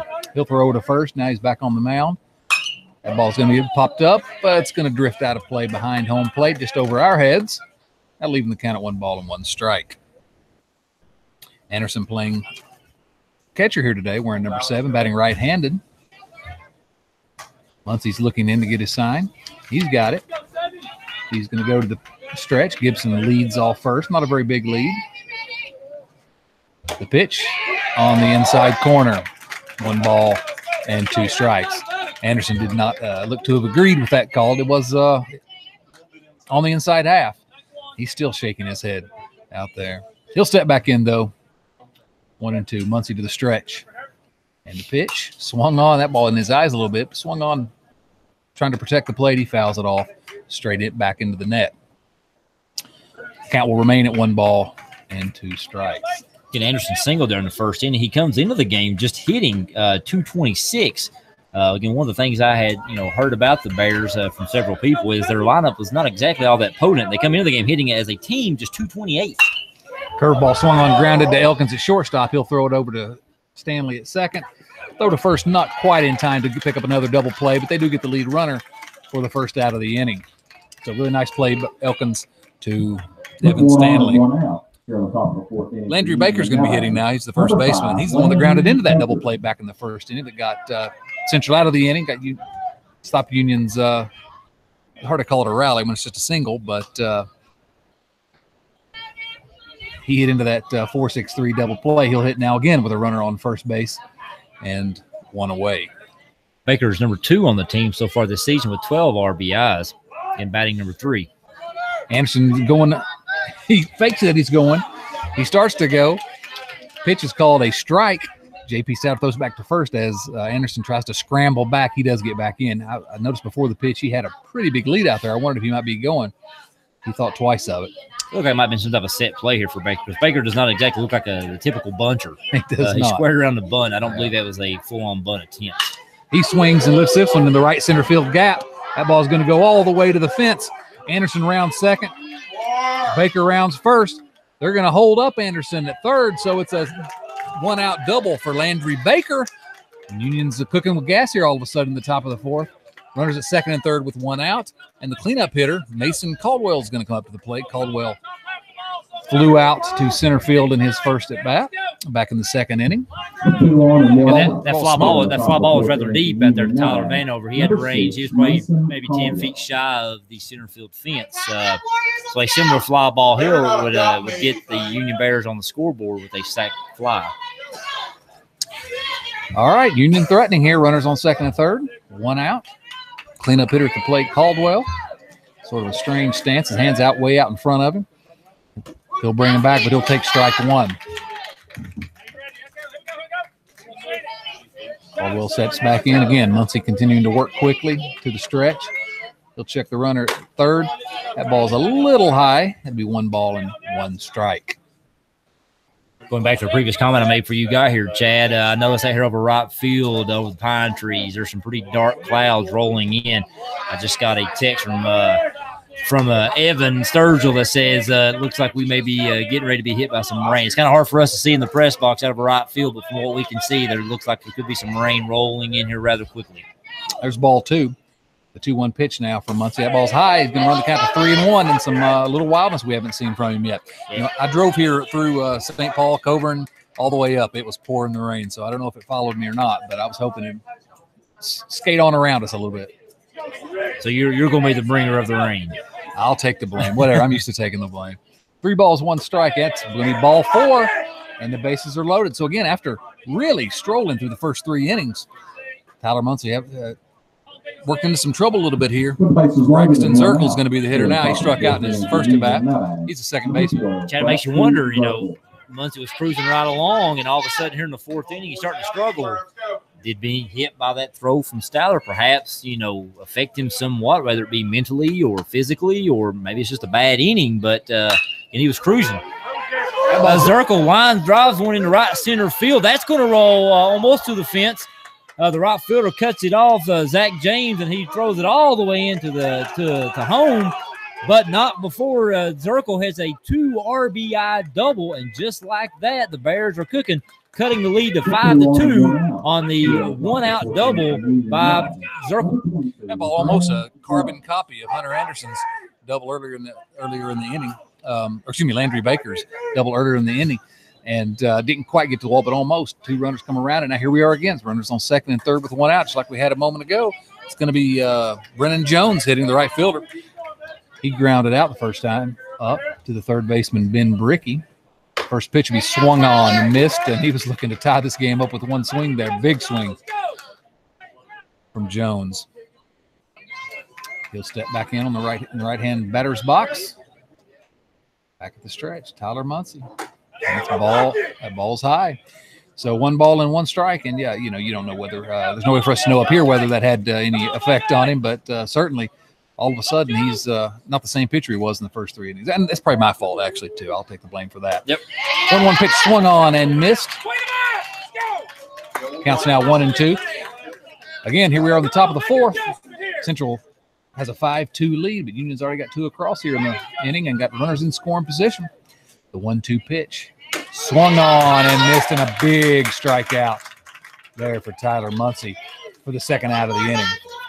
Next hitter is going to be your designated hitter, Bailey Gibson. Gibson struck out in his first at bat, back in the 2nd inning. He's a left-handed hitter. Home run power. I've seen Gibson hit before. Really good hitter. That last strikeout by Muncie gives him 5 now on the game here in the top half of the 4th. First pitch swung on, and that's lifted out to right center field to the exact same spot again, and that one's going to go almost to the wall. Right fielder James is on to it quickly. Holds Gibson to a long single, but 2 more runs scored, and now it's Central 5, Union 4. 3 balls hitting the exact same spot. Yeah, 3 hard hit shots right out to right center field. Again, that one brings Colin Zirkle in for the Bears, and just like that, a 5-0 Warriors lead has been trimmed to 5-4 thanks to 3 hard hit shots at the right field, a walk, and a hit by pitch. After really not a lot of contact at all in the first 3 innings, so Muncie's going to have to settle down here. He'll pitch to, that'll be strike 1 called to the 3rd baseman, Jace Giles. Giles popped it up to shortstop it just on the outfield grass in his last time up. So after retiring 9 straight batters, Muncie is now facing his 8th batter of the inning. So he retired the first 9 relatively in order. And now here in the top half of the 4th, the Bears have sent their 8th batter to the plate. Giles fouls that one off straight back to the fence behind home plate, and he's now in an 0-2 hole. So trying to limit some damage here by getting a strikeout, or at least recording this 3rd out. Muncie comes in, that ball's lifted onto the high behind first base. Bryson Collins goes over and makes the catch just in foul ground. And not a great angle up here in the press box to see that. Chad had a tough time seeing. I was able to see that again, about 15 feet off the foul side of first base. Collins makes the catch to retire the side. So, a big inning for the Union Bears, scoring 4 runs. They're going to go into the bottom of the 4th inning here, down just 1. Central clinging to a 5-4 lead. Yeah, again, as we say, Central kind of rolling along there through the first 3 innings. Again, the Central bats really doing well. Leadoff hitters getting on just about every time. In fact, they have gotten on every inning so far to lead off the inning, and every time that leadoff man has came around and scored. So, again, the offense was clicking. Muncie was clicking on the mound, and just like that, 4 runs by the Bears, and now we've got a ball game, 5-4 as we go to the bottom half of the 4th. Halfway through the game here, and just in the blink of an eye almost, what looked like a laugher a little bit has turned into a big-time ball game here between 2 district rivals, and Union's catcher there, Anderson, able to throw it down to second base without killing anyone. So they're 1 step ahead of Central. Off the bottom of the 4th inning for the Warriors. Yeah, I'm getting some more reports, Chad, that the rain does appear to be coming. Yeah, I've just received word that out there. Some of the youth events out at the airport fields have already been canceled. The rain has hit, and based on the way these clouds are rolling in, it may be coming from that direction, and it's starting to look rather bleak here. J.P. Stout will lead off the inning. He's the leadoff hitter. He'll swing on and pop this one up foul out of play. He singled and then lifted that sacrifice fly, got an RBI. He scored a run as well in his 2 at-bats. I know the Central Abingdon soccer game at Central was already canceled today, so they probably could have gotten in if they started early enough, I guess. Stouter will take the 1 strike pitch for strike number 2 on the inside corner, and he's quickly in a hole. No balls and 2 strikes. Barty to the wind. The 0-2 pitch, that ball's high and away. Stouter's not going to chase that. 1 ball and 2 strikes. Stouter wearing the high stirrup look, always looks so good. Old school. That ball inside almost hits him. 2 balls and 2 strikes. I want to call him out on that one, Chad. It looks good, but I believe that's the fake one. That is the fake stirrup where the line is sewn into the sock. So just to keep up with the trend, this is 3 games that Chad and I have broadcast, and every game we have talked about stirrups. The 2-2 pitch, that ball's outside, and a lot of patience here by J.P. Stouter to work count back to full. Still, it's got that classic 1980s MLB look with that big long stripe up the side. You don't see that very often anymore. The payoff pitch swung on and lifted. That's going to be way foul. Good contact, but way foul down the right field line. Sallard way ahead of that pitch. Yeah, again, both these teams wearing a nice classic, uniform. The Warriors in a home white with the red pinstripes. The Bears in a traditional road gray, all gray uniform. That ball's fouled off right at home plate here. As we've said when we talked about the Central baseball again, though, the classic pinstripes that from Central High School, and then I guess both Pound and J.J. Kelly back in the day wore the pinstripes, but I can't get with that vest, man. I know you like the vest look. No, you vest. love it. I can't stand the vest look. And as we talk about the clouds that are rolling in, I see a bus rolling. I believe Abingdon is rolling in here now, just in time. Maybe they brought the rain. We'll blame it on them. There you go. That place is fouled off again down the right field line. Well foul. Maybe what happened to them is what happened to the Central softball team. The Central girls made it to Abingdon today just in time for the game to get rained out. And there's ball 4. Stallard will take his base. Really nice at bat there for J.P. Stallard as he works a walk after being down 0-2. Right fielder Zach James is going to come up next. He's grounded out and walked in his 2 at-bats. That ground out he had in the first inning was a hard hit ball to third base. It did get the Warriors' first run. It was an RBI ground out as J.P. Stallard had singled prior to that and advanced to third on an error by the Union right fielder that advanced him all the way to third. So that ground out did produce some runs. It gave the Warriors their first run there in the first inning. So he grounds this one down to third base. It's by the diving third baseman into left field. That's going to be a single. And now all of a sudden, after the lead narrowed to 5-4, Central getting some business done here in the bottom half of the 5th inning. Runners on first and second with no outs. And, of course, the pitcher, Tyler Munson, is going to come up now. He doubled and lifted a sac fly, picked up an RBI to left field in his last time. And after some struggles last inning, he's got a chance to really do some damage and help himself a little bit.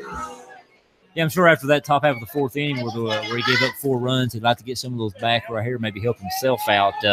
Again, that sac fly that he hit last time was very close to being out of the ballpark out there in the left field. The Union Bears left fielder Gardner gave chase, was able to come up with it. If there was a warning track here at Shute Field, it would have been on the warning track. So a rather easy sac fly in his last at bat. Again, a deep sac fly. This one swung on with 1 ball count, swung on and lifted just behind the pitcher's mound. First baseman Baker calling everyone off. He'll make the catch just to the right of home plate, and that'll be the first out of the inning. So that'll bring up Bryson Collins, the cleanup hitter for the Central Warriors. He popped out to the shortstop and struck out looking back in the second.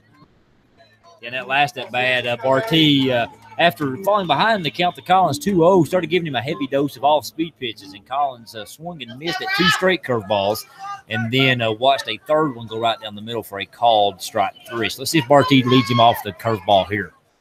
Looks like a fastball low and away, 1 ball, no strikes. J.P. Stallard leading off out at second base. Nate James over at first base. After Stallard walked, James singled. The 1 ball pitch. Oh, and Barty will turn and sort of fake a throw to second base. Nothing doing. Stallard back easily. And so we'll reset. He's to the line, next to the stretch. And there's your off speed. That's in the dirt way outside. And it's going to be 2 balls and no strikes. Little curveball. Yeah, again, last time it was 2-0 on Collins, and he threw him a 2-0 curveball. I think Collins was sitting dead red for the fastball. Got a little fooled on the off-speed pitch. It would have been ball 3, but Collins thinking fastball, swung at it, looking to do a little bit of damage, and wasn't even close, swung and missed. They're swung on. That's lifted deep to center field. That ball is going to bounce once and hit the wall over the center fielder's head. Stallard is in to score. James is rounding third. He'll score. It's a one-out double for Bryson Collins. 2-run score, and Central leads 7-4. That ball was roped, maybe any other part of the field. It goes out, and just in time for the raindrops to start falling, Bryson Collins is going to stand out at second base and celebrate a little bit. Yeah, Collins got the fastball he was looking for last time. Again, Barty chose not to go with the all-speed pitch behind the count that time. Gave Collins the fastball, and Collins gave it a ride to deep center field. That ball 1 hop to center field fence. And again, Stallard scoring easily from second. James racing all the way from first. And again, the Warriors lead now 7-4. Evan Stanley will step in. He'll take ball 1. Evan Stanley grounded out to shortstop, and he walked and scored a run back in the 3rd inning. Kind of want to make a call here, a prediction. I got a feeling we may not finish this 4th inning. May not. And double may be in jeopardy as well. The 1-ball pitch to the backstop. Bryson Collins will advance to 3rd, and Stanley will step back in with a 2-ball, no strike count. Stanley, a sophomore. I see plenty of umbrellas beginning to open up. The rain starting to come coming down. on. It's a steady shower here now, and again, only darker clouds rolling in. That pitch is taken for a strike on the outside corner. Barty going back to the windup with Bryson Collins on 3rd. We got some fans scrambling back here now. A lot of umbrellas being popped open. I'm not wet. I'm dry. That ball swung on and grounded to first base.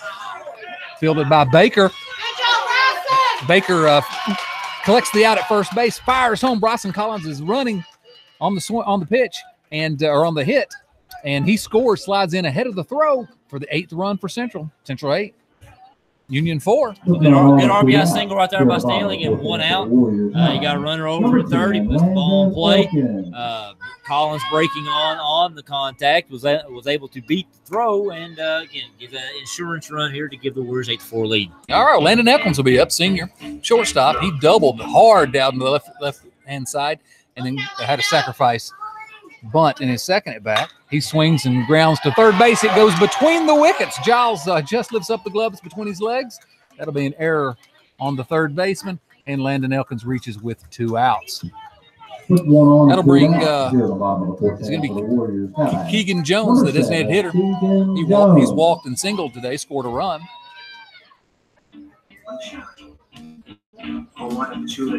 Elkins his signs at first base, and Jones getting his signs at home. We'll see if they move Elkins. He's a pretty quick runner with 2 outs. Maybe try to get that runner into scoring position. I wouldn't be surprised to see him. Jones steps into the batter's box. Barty to the stretch. Well, he might be going to the stretch. There we go. He doesn't even look at Elkins over there before he pitches. Swung on and fouled hard down the left field side. It'll be no balls and 1 strike. That ball bounces off the fence and back out on the field. So Gibson and Gardner out there will go over to collect it. They'll jog back to their positions, and we will get started again. Bottom of the 5th, Central 8, Union 4. 3 runs in already for Central here in the bottom of the 4th. Pitch, curve ball. That ball's high and in. 1 ball, 1 strike. So far, Elkins standing stationary over at first base. Not looking to move. Here's the pitch. Another curve ball. That ball's also going to be high, and now it's 2 balls and 1 strike. So steady diet, all speed pitches from Cam Barty here in the bottom of the 5th. The rain has lightened up a little bit here, Chad. I know there for a little bit it was coming down pretty good. It's lightened up. The clouds continue to roll in, and there's some pretty dark, ominous-looking clouds. But so far, the rain has lightened up. So if it stays like this, we'll be able to continue to play baseball. So hopefully this will just kind of blow through, and we'll be able to keep going. You're not the chief meteorologist. You just told us we weren't going to finish this inning. I know. All right, 2 balls and 1 strike. Barty looks in to get his pitch, taking his time. Another throw. That's 2 in a row over to first base to try to catch Landon Elkins asleep. He gets back in easily, sliding in head first, but in easily both times, and Barty will get the ball back on the mound. Jones gets his sign. Maybe I was just implying the Warriors going to keep scoring runs. There we go. And this rally will keep going. And then playing forever. That's it. That's what I like to hear. That's a classic optimistic take from you, Wilson. All right, Barty to the stretch and the pitch. Elkins is going with the pitch, but it's lifted foul out of play. 2 balls and 2 strikes. So Elkins was moving on that one. We'll see what he does here on the ballerina pitch, 2-2. Umpire having some trouble catching the ball. Thrown from the dugout, but he's ready. RT checks Elkins at first. And he'll throw over to first. That one a little closer, but Elkins dives in safely. And he'll step out here and take his lead again. Barty looks in, gets his sign. Pretty good lead for Elkins over there. He's going with the pitch again. It's a ball high. Elkins slides safely into second base for a stolen base. And now he's in second scoring position with a full count. And so with a full count and 2 outs, he'll be running on this pitch as well. Actually, I want to call you out, Chad. No, he won't. Oh, you're right.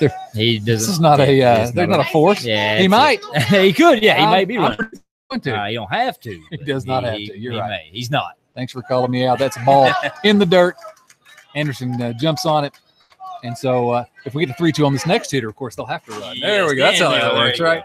All right. Well, Jarrett Jesse's going to come out to plate now. Jesse, the left fielder. He walked and scored a run back in the second, grounded out to the first baseman in his last at bat. So Jarrett Jesse comes to bat with the Jesse's Girl at bat song. I heard that. He swings and misses at that one, perhaps distracted by the music choice as we were. All right, we got Landon Elkins on second. Keegan Jones on first, 2 outs. That's a ball to Jarrett Jesse. Central with an 8-4 lead here. Trying to do some more damage with 2 away. The 1-1 pitch. Swung on and lifted up over towards the Central dugout. Looks like the catcher Anderson gives chase. It looked like it blew back in. Maybe the wind blew it back in. He thought it was going to go out of play. It bounces off his glove and falls harmlessly to the grass. And Jarrett Jesse will get another chance here to hit with 1 ball and 2 strikes. Looked like I'd sort of given up on it going out of play, and it drifted back in. And Anderson almost able to come up with it. Yeah, Anderson did a good job. He got to the fence, traced all the way to the fence, and I believe, like a lot of us, he thought it was going to kind of drift out of play. Sort of like those balls do sometimes, they kind of drift back into play, and he did get a glove on it. Probably should have secured the out. It wasn't as close to the fence, I think, as he thought. There's a little contact there. Third baseman Giles was coming over as well, made contact with him at that moment too, so that may have between that and the fence and everything going in play, the rain coming down, it was a tough play. 1-2 pitches high and away to Jesse. 2 balls and 2 strikes. So he probably could have come up with it, but you can't really argue with the effort on that one. Chad, I'm getting wet now. Now the rain is going on us a little bit here. That's going to be taken for called strike 3. Central Warriors will hustle back out onto the field trying to get this game a regulation game, but that'll end the bottom of the 4th inning. Central does tack on 3 more runs, and the lead now at the end of 4 complete. Central 8, Union 4, and it is coming down hard now. Yep. Coach Foster walking back to the dugout slowly. Doesn't look like he's very happy. Yeah, I don't like his hair again. But again, the Warriors hadn't scored 3 runs. They just won on just 2 hits. They were the benefactors of a walk and an error by the third baseman that can help contribute to that 3-run inning. So the Warriors have scored 1 in the first, 3 in the second, and then 1 in the third and 3 in the fourth for their 8 runs. Again, the Bears scoring this 4 runs of theirs in the 4th inning, and the Warriors looking to work rather quickly here. Muncie has got his warm-up pitches in. Stout has already thrown it. They're trying to get this game through 5. But J.W. Sayers, he does have to go third base. The umpire is kind of having a chat with him as they walk back behind home plate. I'm wondering if these guys want to get this game in. It appears we're going to. Looks like we're going to play here in the top of the 5th. So as top of 15 for Union number 1, Kaylin Gardner. As we get to Kaylin Gardner up to the plate. The play-by-play duties back over to Chris Wilson. And Gardner was a strikeout victim in his first at bat. The first pitch is lofted foul up and out of play behind home plate for strike 1. Again, there are some people scrambling there where the rain is now coming down the hardest it has come down so far. As Bubba Ty says to my left, it has intensified, and I would agree with that. Both teams working to get this game in. The 0-1 pitch is swung on and missed by Gardner for strike 2 on the fastball. I'd expect to see maybe a heavy dose of fastballs here from Muncie as we try to get this game through 5 innings. The 0-2 pitch is fouled off on a check swing off the backstop, between the backstop and the visitors' dugout, and the count will remain no balls and 2 strikes. Muncie's been working quickly all day long, but maybe a little extra quick right now as they need to get through this top half of the inning. Yeah, a lot of people scrambling to the car. A lot of Abingdon players scrambling back to the bus or trying to find some shelter. The 0-2 pitch is lifted high out towards second base. Evan Stanley comes in a little bit, secures the catch for the first out of the inning. And probably not an easy catch considering you're being pelted in face with pretty heavy rain right now. But again, a good catch by Stanley nonetheless. In general, yeah, pretty easy pop up to second base. But with the rain coming straight down at your face at this heavy rain, it's really a pretty nice play. He's a little unsure, but he was there, made the catch. That'll bring up Austin Gibson. He's the leadoff batter for the Bears. He's 0 for 1 in the game. He was a strikeout-looking victim in his first at-bat and was hit by a pitch in the last inning. Kind of got the rally started for the Bears there in the top of the fourth. They scored 4 runs in the top of the fourth. And he didn't score. He was forced out on a ground ball. But he did lead off the inning by being hit, and it kind of set the tone for the rest of the inning. Well, Union coach J.W. Sayers looks like he's not having much fun out of it. He's getting soaked. The 1-0 pitch is called a strike, and then the 1-1 pitch is fouled directly back behind home plate for a foul ball, 1 ball, and 2 strikes. I got a feeling if we can get this top half of the 5th inning with no puddles forming or no lightning or thunder, I got a feeling the umpires may decide to call this one if we can just get this half inning in. I think that's probably what they're looking at, and I'm sure that's what the umpire was talking to Union's coach Sayers about.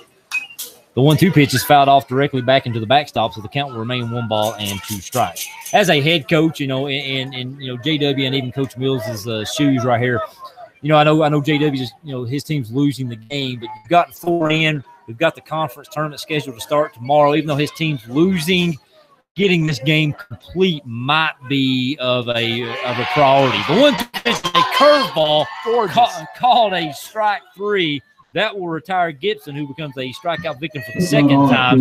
The Warriors opting not to throw the ball around the infield and deciding to instead keep this game flow going, and that will bring up Hunter Anderson, the catcher for the Bears. That's just a beautiful curveball right on the outside corner. Could not have placed it any better. Anderson singled in the first, and it was a fielder's choice ground-out victim to stop in his last at-bat. He takes a hearty cut at the first offering from Muncie and fouls it directly back into the catcher's mask of J.P. Stallard. And Anderson is behind in the count, 0 balls and 1 strike. Thought Stallard might have been hurt there for a moment, but no, he shakes it off and back at it. There was no one off-speed pitch that Anderson fouls off the fencing of the home side dugout. And just like that, Anderson is behind in the count, 0 balls and 2 strikes from Tyler Muncie. Muncie already has a dry baseball in hand, peers in to Stallard, gets his sign, delivers the 0-2 pitch. It is called a ball on the outside corner.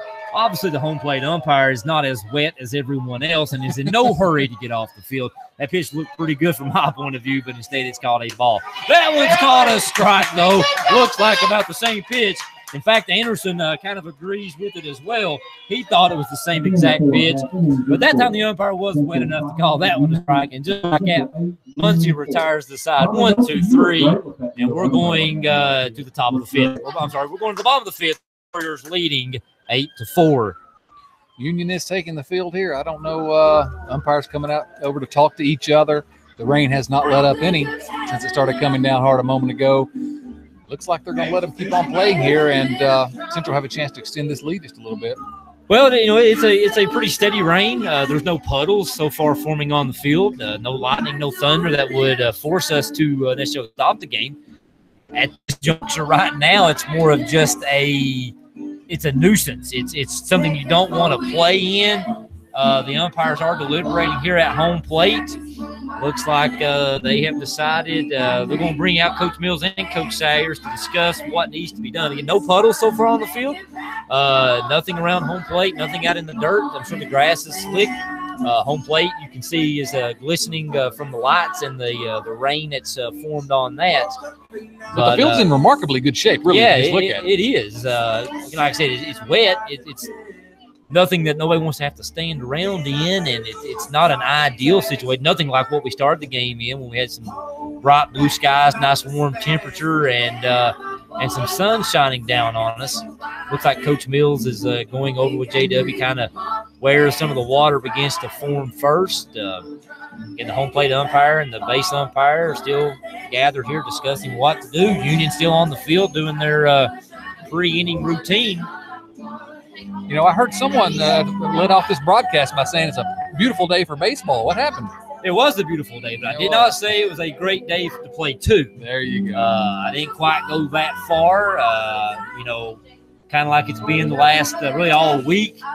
we'll get stretches of nice weather, and then all of a sudden, Mother Nature decides to rear her ugly face and hit us with a little bit of rain. And she's reared it tonight. Yeah, and who knows? She's liable to turn nice to us again here in about, it could be 30 minutes or an hour, but it's just going to be, will damage be done or what? Abingdon's sitting over there wondering whether or not they're going to get even play a game or not. Well, you're right. This spring, that's been the theme. If you don't like the weather, just wait a little while. It'll change. Yep. Been on spring sports in Southwest Virginia. It's been a rough one for all the spring sports. Everyone's having trouble at all the schools getting in all their games. The rain has really wreaked havoc. The tournament schedule's bearing down on us. You got to get these games to get in, and it's been a tough go for all the spring sports. Right, Ben Brickey will lead off here in the bottom half of the fifth inning for the Warriors. Brickey so far in the game is 0 for 2. He is a strikeout victim. His last at bat, and in his first at bat, he had a safety squeeze back to Bartee that Anderson in the catcher's position was unable to come up with on the force out, and Brickey reached via. He takes the first pitch for a called strike. Second pitch is low and away and in the dirt, even the count at 1 ball and 1 strike. And Bartee looking to work quickly as well, hoping to maybe just get a little bit of rhythm, maybe keep the ball as dry as possible and try to pump in some strikes. The 1-1 pitch is grounded foul that the third base coach for the Warriors, Jeremiah Reiner, comes up with. Nice play by Reiner over in the third base box. Not a lot smoother than we saw from the girls softball coach, Justin Sturgill, just a few nights ago. Sturgill ducking for cover on that first ground ball hit to him in that softball game. He made up for it later. Yeah. Reiner held his ground. The 1-2 off-speed pitch is grounded weakly to Gibson at short. Gibson throws over to first base to retire Brickey on a bang-bang play at first. That gets a few moans from the backstop here, from some of the home fans. But Brickey will go fall to 0-3 for the game with that ground ball to shortstop. Good job by Gibson jumping on it quick. Brickey hustling all the way. Probably out by a half a step, but as you said, a bang-bang play for the first out of the inning. That'll bring up J.P. Stallard, the leadoff hitter here for the Warriors. Stallard in the game so far is 1 for 1. He singled in his first inning and came around and scored. In the second inning, he hit a sac fly to center field that scored a Warriors run. And then in his last at-bat, he walked and later came around and scored. The first pitch off is fouled directly overhead and foul and out of play for no balls and 1 strike. First pitch curveball to Stallard there. So Bartee going off speed. One thing of note right there, the retiring of Brickey to lead off the inning is the first time through 5 at-bats the Warriors have not had their leadoff batter reach base. The Warriors were 4 for 4 in leadoff men reaching and 4 for 4 in that leadoff man coming around to score. That's a recipe for scoring a lot of runs, and, of course, that's exactly what Central done, scoring at every inning. Yeah, I don't have official stats, but I'm going to assume at the high school level, if the leadoff hitter reaches, I'm going to assume the odds of probably over 50% that leadoff batter scores if he reaches.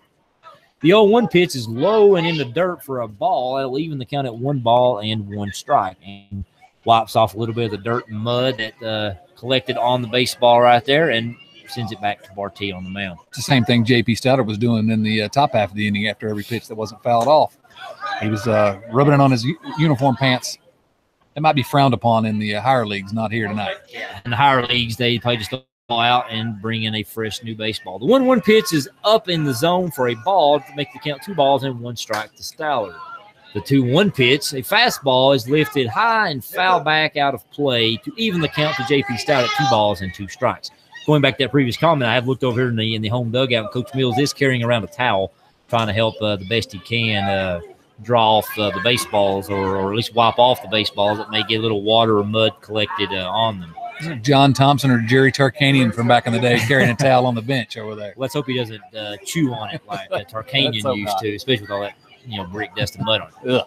The 2-2 pitch to Stallard is away to run the count full. So in back-to-back at-bats here, Stallard has ran the count full. Again, last time he drew a leadoff walk on a full count.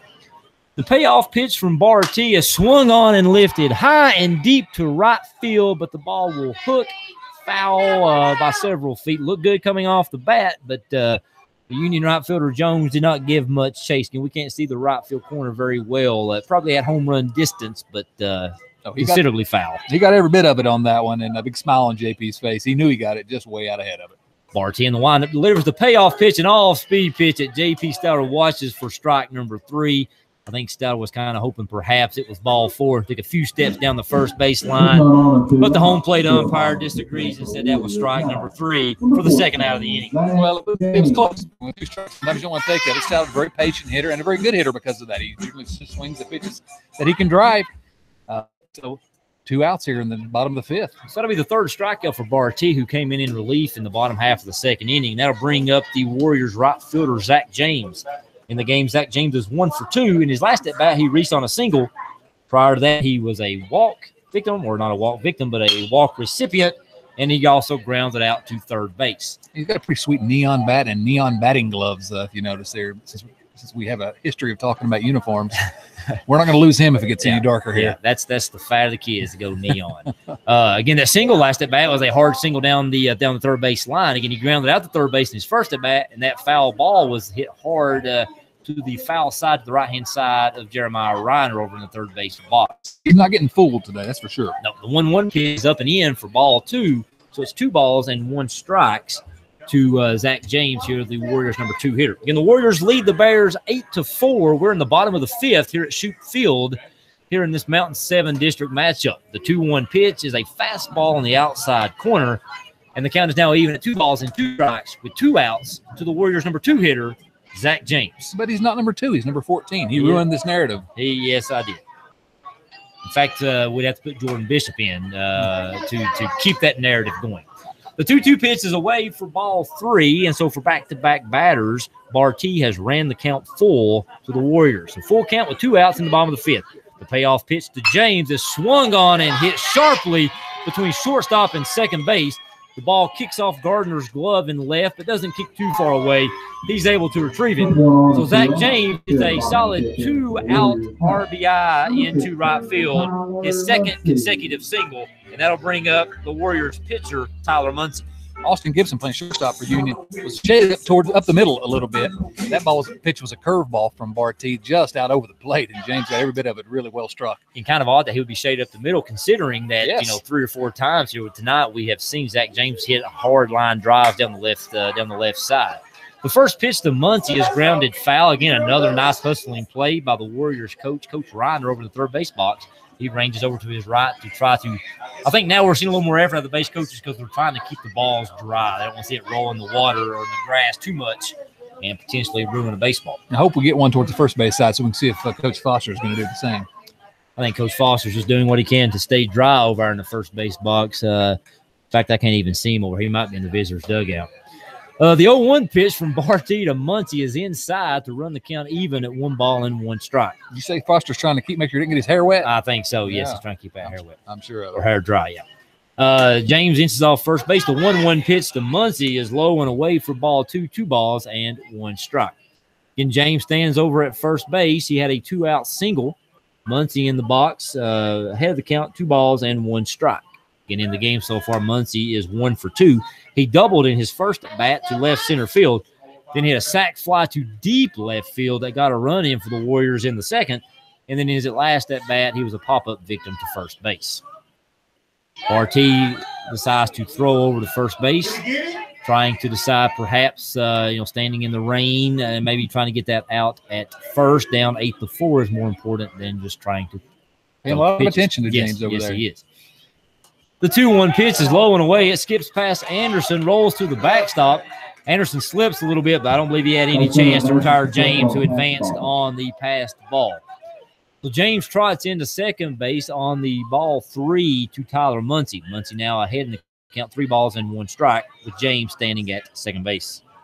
Coach Mills runs out to the foul line over at third base, exchanges balls with the pitcher. A dry one for a wet one, and he'll retreat back into the dugout. Good opportunity here for Central if we can get a single.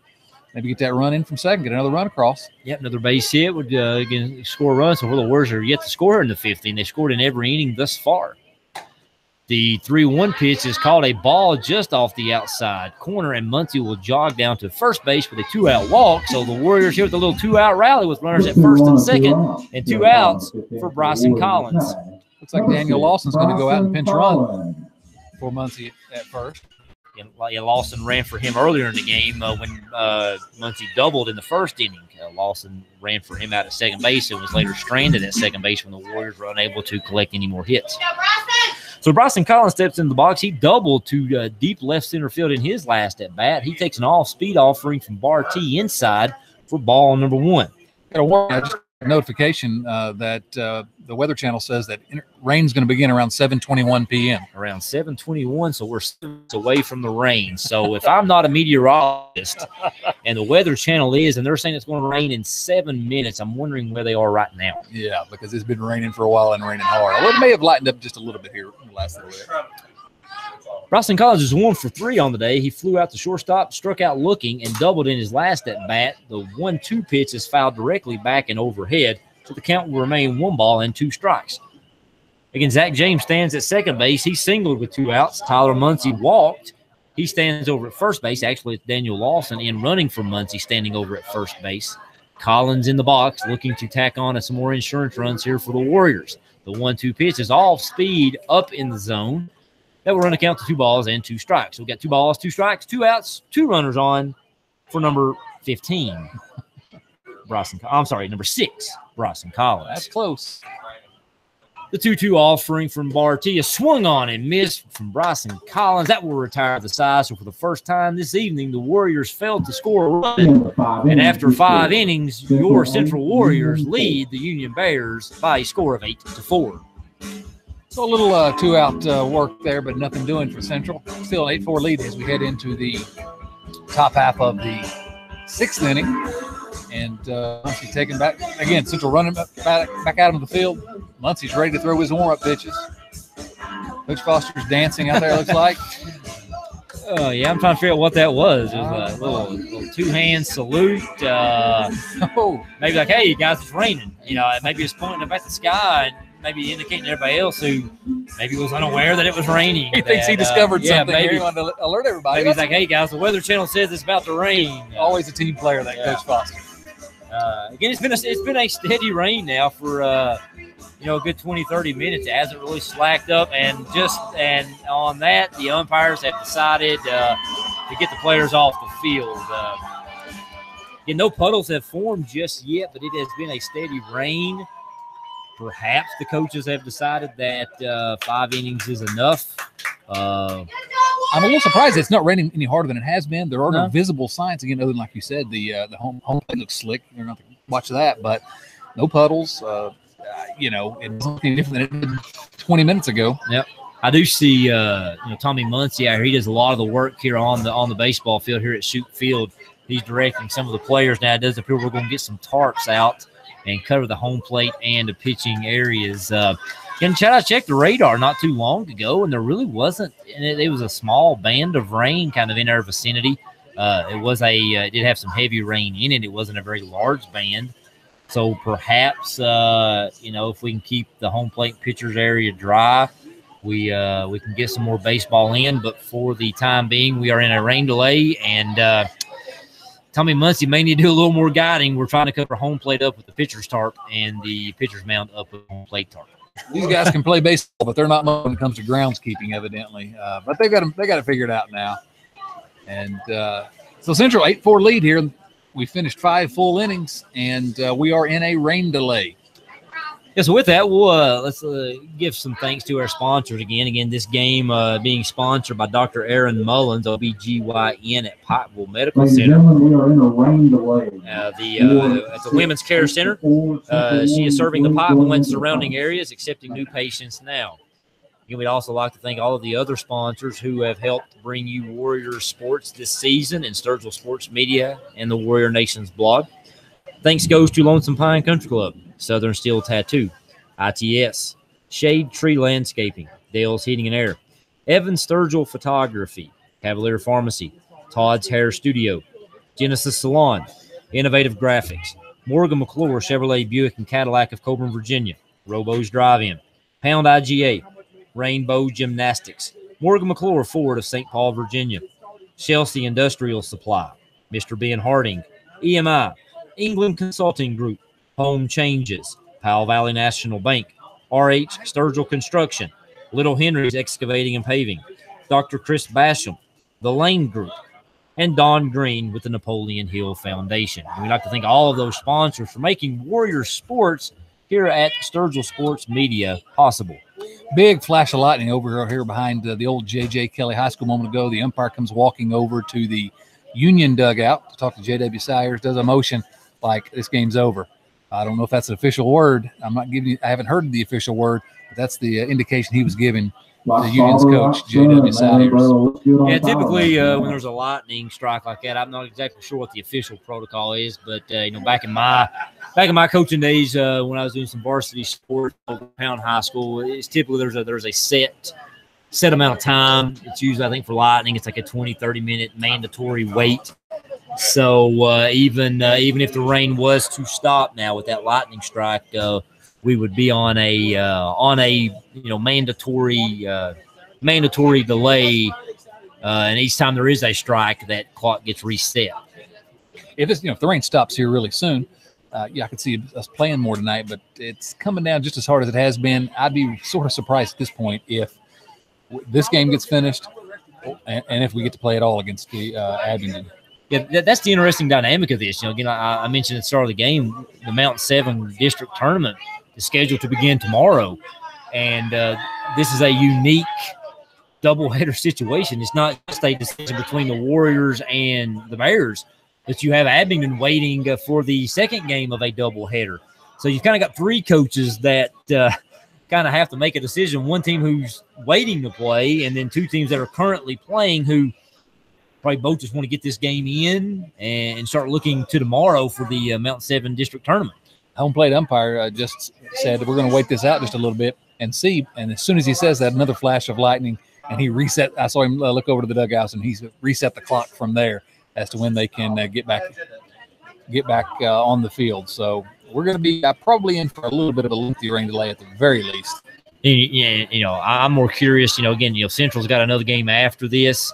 I'm curious to kind of what the mindset of the Union Bears is at this point. You're down 8-4 scoreboard. You've got two more at bats left. The game really kind of took on a let's just get this over with. At least in my mind, there that last inning, it was make sure we get this game official. I'm not saying Union was throwing in the towel by any means, but Central even had that mindset. But your Union, you've got the conference tournament beginning tomorrow. You're down 8-4. It's raining. You want to make sure you got your pitching set up for that. A loss in this game, you stay in fourth place. You're already in fourth place. You had to win this game to even, possibly move up to third. Would it be the worst thing to go ahead and get on home here a little bit before, 7:30 and kind of get your mindset for tomorrow? Or do you want to sit here for 30 minutes, an hour, 2 hours, however long we decide to wait this out before a decision's made? And also the coaches could have different opinions here. Central may want us. Let's go ahead and finish this, call this game, and let's get on to our next game. See what we can do against Abingdon. And Union may want to play because they got they do have 6 more outs at the plate. So there is not for sure that they're going to agree on whatever happens here. I think if they agreed that would be it, maybe the umpire would go ahead and call it. But I think we're going to wait and see what this rain does, at least during the period of time while we have that lightning delay. Yeah, once the game starts, it's the umpire's discretion to stop the game and when to move on. But again, as you said, I'm sure if Coach Sayers and Coach Mills both said, "Hey, we're good with this. Let's go ahead and call it," I don't see why the umpire would not go ahead and move on with what both coaches had planned. But if Coach Sayers wants to play it out or Coach Mills wants to keep going, then I guess the umpires will wait out and kind of see how this weather delay plays out. All right. Well, we started our Central baseball broadcasting season. There's more lightning as we speak, so they're going to reset it from here. We started the season, our first game against Gate City that we broadcast. Of course, we had an umpire delay because the umpire didn't show up, and we got to embarrass ourselves. Yeah. I'm checking the radar real quick, and it doesn't look very pretty. And speaking of not looking very pretty, just been joined by the guy who I guess, like we said, is trying to keep his hair dry. And we've been joined in the booth by Coach Foster. Coach Foster, how's it going? What's going on, guys? Every time you guys show up, there is some kind of a delay. I'm blaming it on Chad because while I was here doing this game by myself, struggling out, with the grind of trying to do this all by myself. The weather was gorgeous. Everything was great. Chad showed up. Clouds rolled in, just like, typical Chad, just brings that ominous vibe in with him. you know, clouds roll in, Chad rolls in, Union scores 4 runs the same inning. I mean, you can call it a coincidence if you want to, but I got a feeling there's more to it than that. Chad bringing a little bit of that Cincinnati Reds with him. I guess so. Just kidding. There's another strike. Like, what are you hearing down on the field, Coach? What's the point here? Well, it was 30 minutes before I walked over here. Now, I'm not sure if the umpire saw that lightning strike. If so, that adds another 15 minutes. So right now, we're at least looking 30. And like you said, there's rain coming in behind, so I don't know. I mean, it's the game's official right here. Yeah. So I mean, what's the mentality of the coaching staff? I'm sure as the Warriors, you're up 8-4. You'd like to go ahead and say let's get this one in, and which as more lightning hits, they may go ahead and call it. Yeah, you want to get this one in, go ahead and put this one in the books. From the Union perspective, I was telling Chad, it may not be the worst thing to call it. You don't want to just concede a loss, but considering what the weather looks like, sometimes it may just be beneficial to go home and get ready for the next one. Right, and this game, like I said, this game is complete now. It's complete. It's 5. We've played 5 complete. Is that right? What inning are we in? 5 complete. We played 5 complete. Okay, so the game's complete. The conference tournament is slated to start on Saturday now. Oh, they've moved it to Saturday. Yeah, it is on Saturday. And basically this game was determined to determine the seeding. So right now we're thrilled with where we're at, and we'd be okay if it just kept raining. It saves your pitching and keeps your guys fresh. Yeah. But I wish we could bottle up some of this offense that we've had here tonight, because that's what we've lacked all year long. But tonight, these guys have come out and really swung the bat well. Yeah, we made comments. So through the first 4 innings, you guys got the leadoff man on base every time. All 4 times, the leadoff man was able to come around and score. Several big hits. Few deep fly balls that were called out near the fence. Went down to some sac flies. We get some good hitting. Zach James 2 hard singles into left field past the third baseman. Again, a good offensive output here. 8 runs through the first 4 innings. You had a couple runners on there in the 5th and left them stranded. Good offensive inning. You mentioned that the conference tournament is going to start on Saturday now. If this Abingdon game does not get played, will that be rescheduled, or is that no? There, he just called the ball game. We win. All right, we go. All right. Hey, I'm going to go down with the team, guys. And this one belongs to the Warriors. Ball game has been we'll take it, guys. We'll take it. Yeah, a very anticlimactic final call, but the umpire comes out and gives the thumbs up. This game is now complete. The Central Warriors will claim an 8-4 victory over the Union Bears, and with that victory, the Warriors clinch 3rd place in the Mountain 7 Conference. That'll clinch them 3rd place points. That will have them playing whoever finishes 6th in a home game Saturday here at Shoup Field. It's undetermined as to yet who will finish 6th and who will finish 7th in the Mountain 7 district. And Chad, as we wrap this up, the rain is now coming down the hardest it has. It is. And what you say about clinching 3rd, and it's senior night here for these 5 Warrior seniors, and so it's them to play another game this weekend here at Shoup Field. So that's exciting for the program. The question now becomes tonight. We've got another game scheduled. I don't know if you realize that, Chris, but there's another game scheduled. What's going to happen? Yeah, there's another game scheduled, and I know I made that prediction earlier that one inning would not get completed. You're close. Yeah, I'm going to make a prediction now. I don't foresee this next one happening, because as the rain begins to come down the hardest it has, you can begin to see the rain starting to puddle up out around the third base, shortstop area.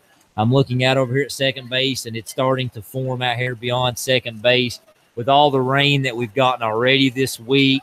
Again, the field is in great shape, great condition to start the game, but I'm going to assume it's pretty saturated underneath, and it's really coming down. Again, Abingdon's bus is still here. I don't foresee this one happening. Not me either. And Shoup Field, we've talked about it before. Gorgeous facility, really, for a facility that's got some years on it, in great shape. They do a wonderful job maintaining it. It really does drain fairly well. They take good care of it in terms of keeping the tarp on. But there's only so much that any field can take, and it is absolutely a downpour right now. Getting some of that sideways rain that Forrest Gump talked about. Yeah. Well, I don't think we're in Vietnam, but it's yeah. Okay, this next one's not happening. No, I think that'll be all for us tonight, although that's not official. Yeah. Well, let's go ahead and run through some stats here real quick as the Warriors break it down over in the home dugout. For the Warriors, On the offensive side, J.P. Stallard finished the game 1 for 2. He scored 2 runs, had a sac fly and a walk, and had a single in his first at-bat. Zach James in the game was 2 for 3. He drew a walk and had 2 singles, singled in back-to-back at-bats, and also drew a walk. Tyler Muncie had a double in his first at-bat. He went 1 for 3 in the game, had a sac fly RBI in the second inning as well, double.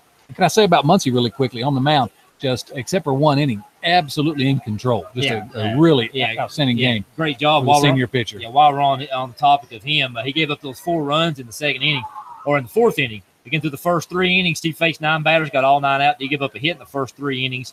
For the game on the mound, Muncie had 1, 2, 3, 4, 5. He had 7 strikeouts in the game through 5 innings, so did a good job there. He did hit a batter and walked a batter.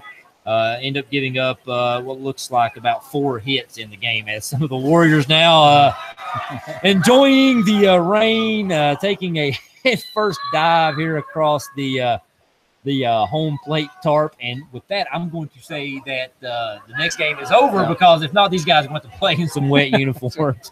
No, the field is just in awful shape in like 3 minutes.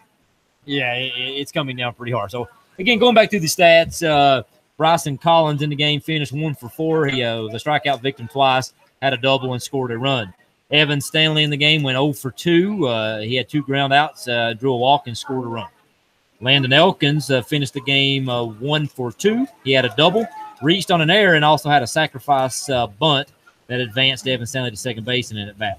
Keegan Jones finished the game 1 for 1. He had a single, drew 2 walks, so he was a perfect 3 for 3 in reaching base tonight, also scored a run.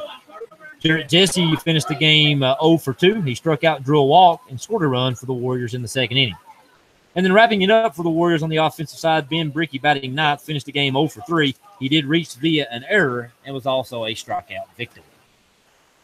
So, fine offense today, even though it's a rain-shortened one for the Central Warriors. Big 8-4 victory that clinches 3rd place in the Mountain 7 District as the rain continues to pour. Chris, probably want to run through our sponsors again. Yeah, let's thank our sponsors again. Tonight's rain-shortened game was brought to you by Dr. Erin Mullins, OBGYN at Pikeville Medical Center, the Women's Care Center. She's in the Pikeville and surrounding areas accepting new patients now.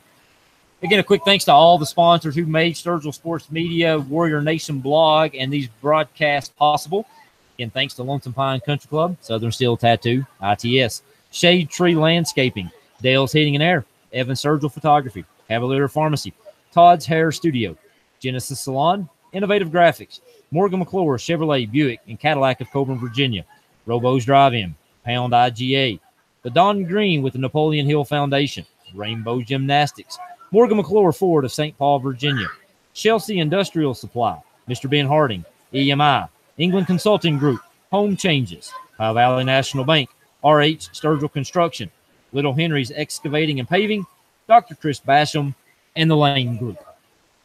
And thanks to all the sponsors for making this such a fun season with Sturgill Sports Media.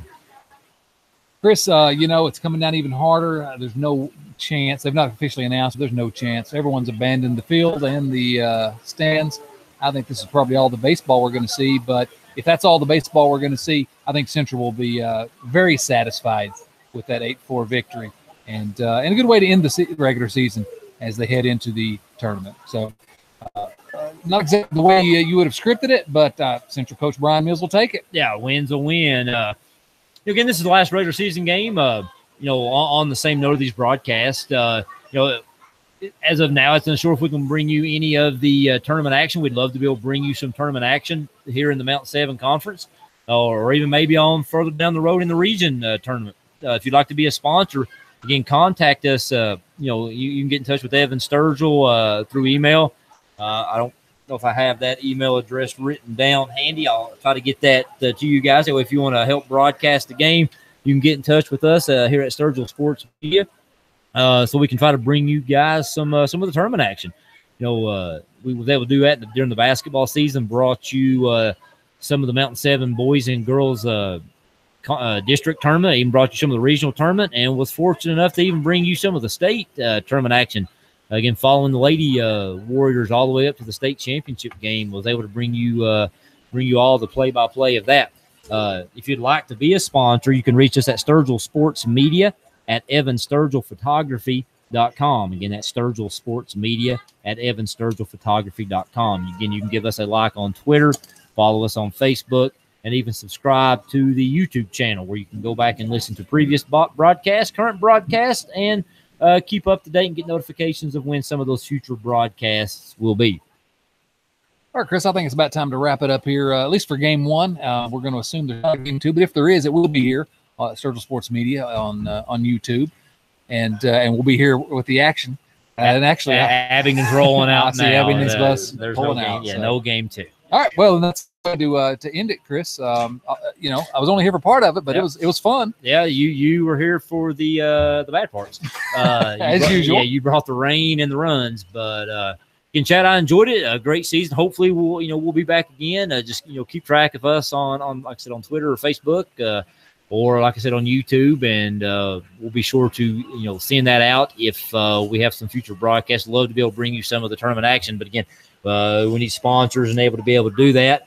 And again, email Evan Sturgill to make that possible. And thanks to Evan Sturgill for organizing all Absolutely. this. And this is such a great service to all the players and the parents and the fans of Central High School in this community. It's just it's something that a lot of parents from other schools have come up to me and texted me or emailed me and said, "Wow, that's a great thing you guys are doing for the kids, for the parents, and it's getting noticed." And it's just I appreciate Evan for organizing the whole thing. Yeah, no, just tell us that, face to face, get that stuff out. Again, sponsors see, the retweets and the likes and all that stuff. Let businesses know that you enjoy this service. And, the more people that see that you guys at home are listening to this, the more likely we are to be able to keep this going, not only this year, but rolling on into the 2018-2019 school year.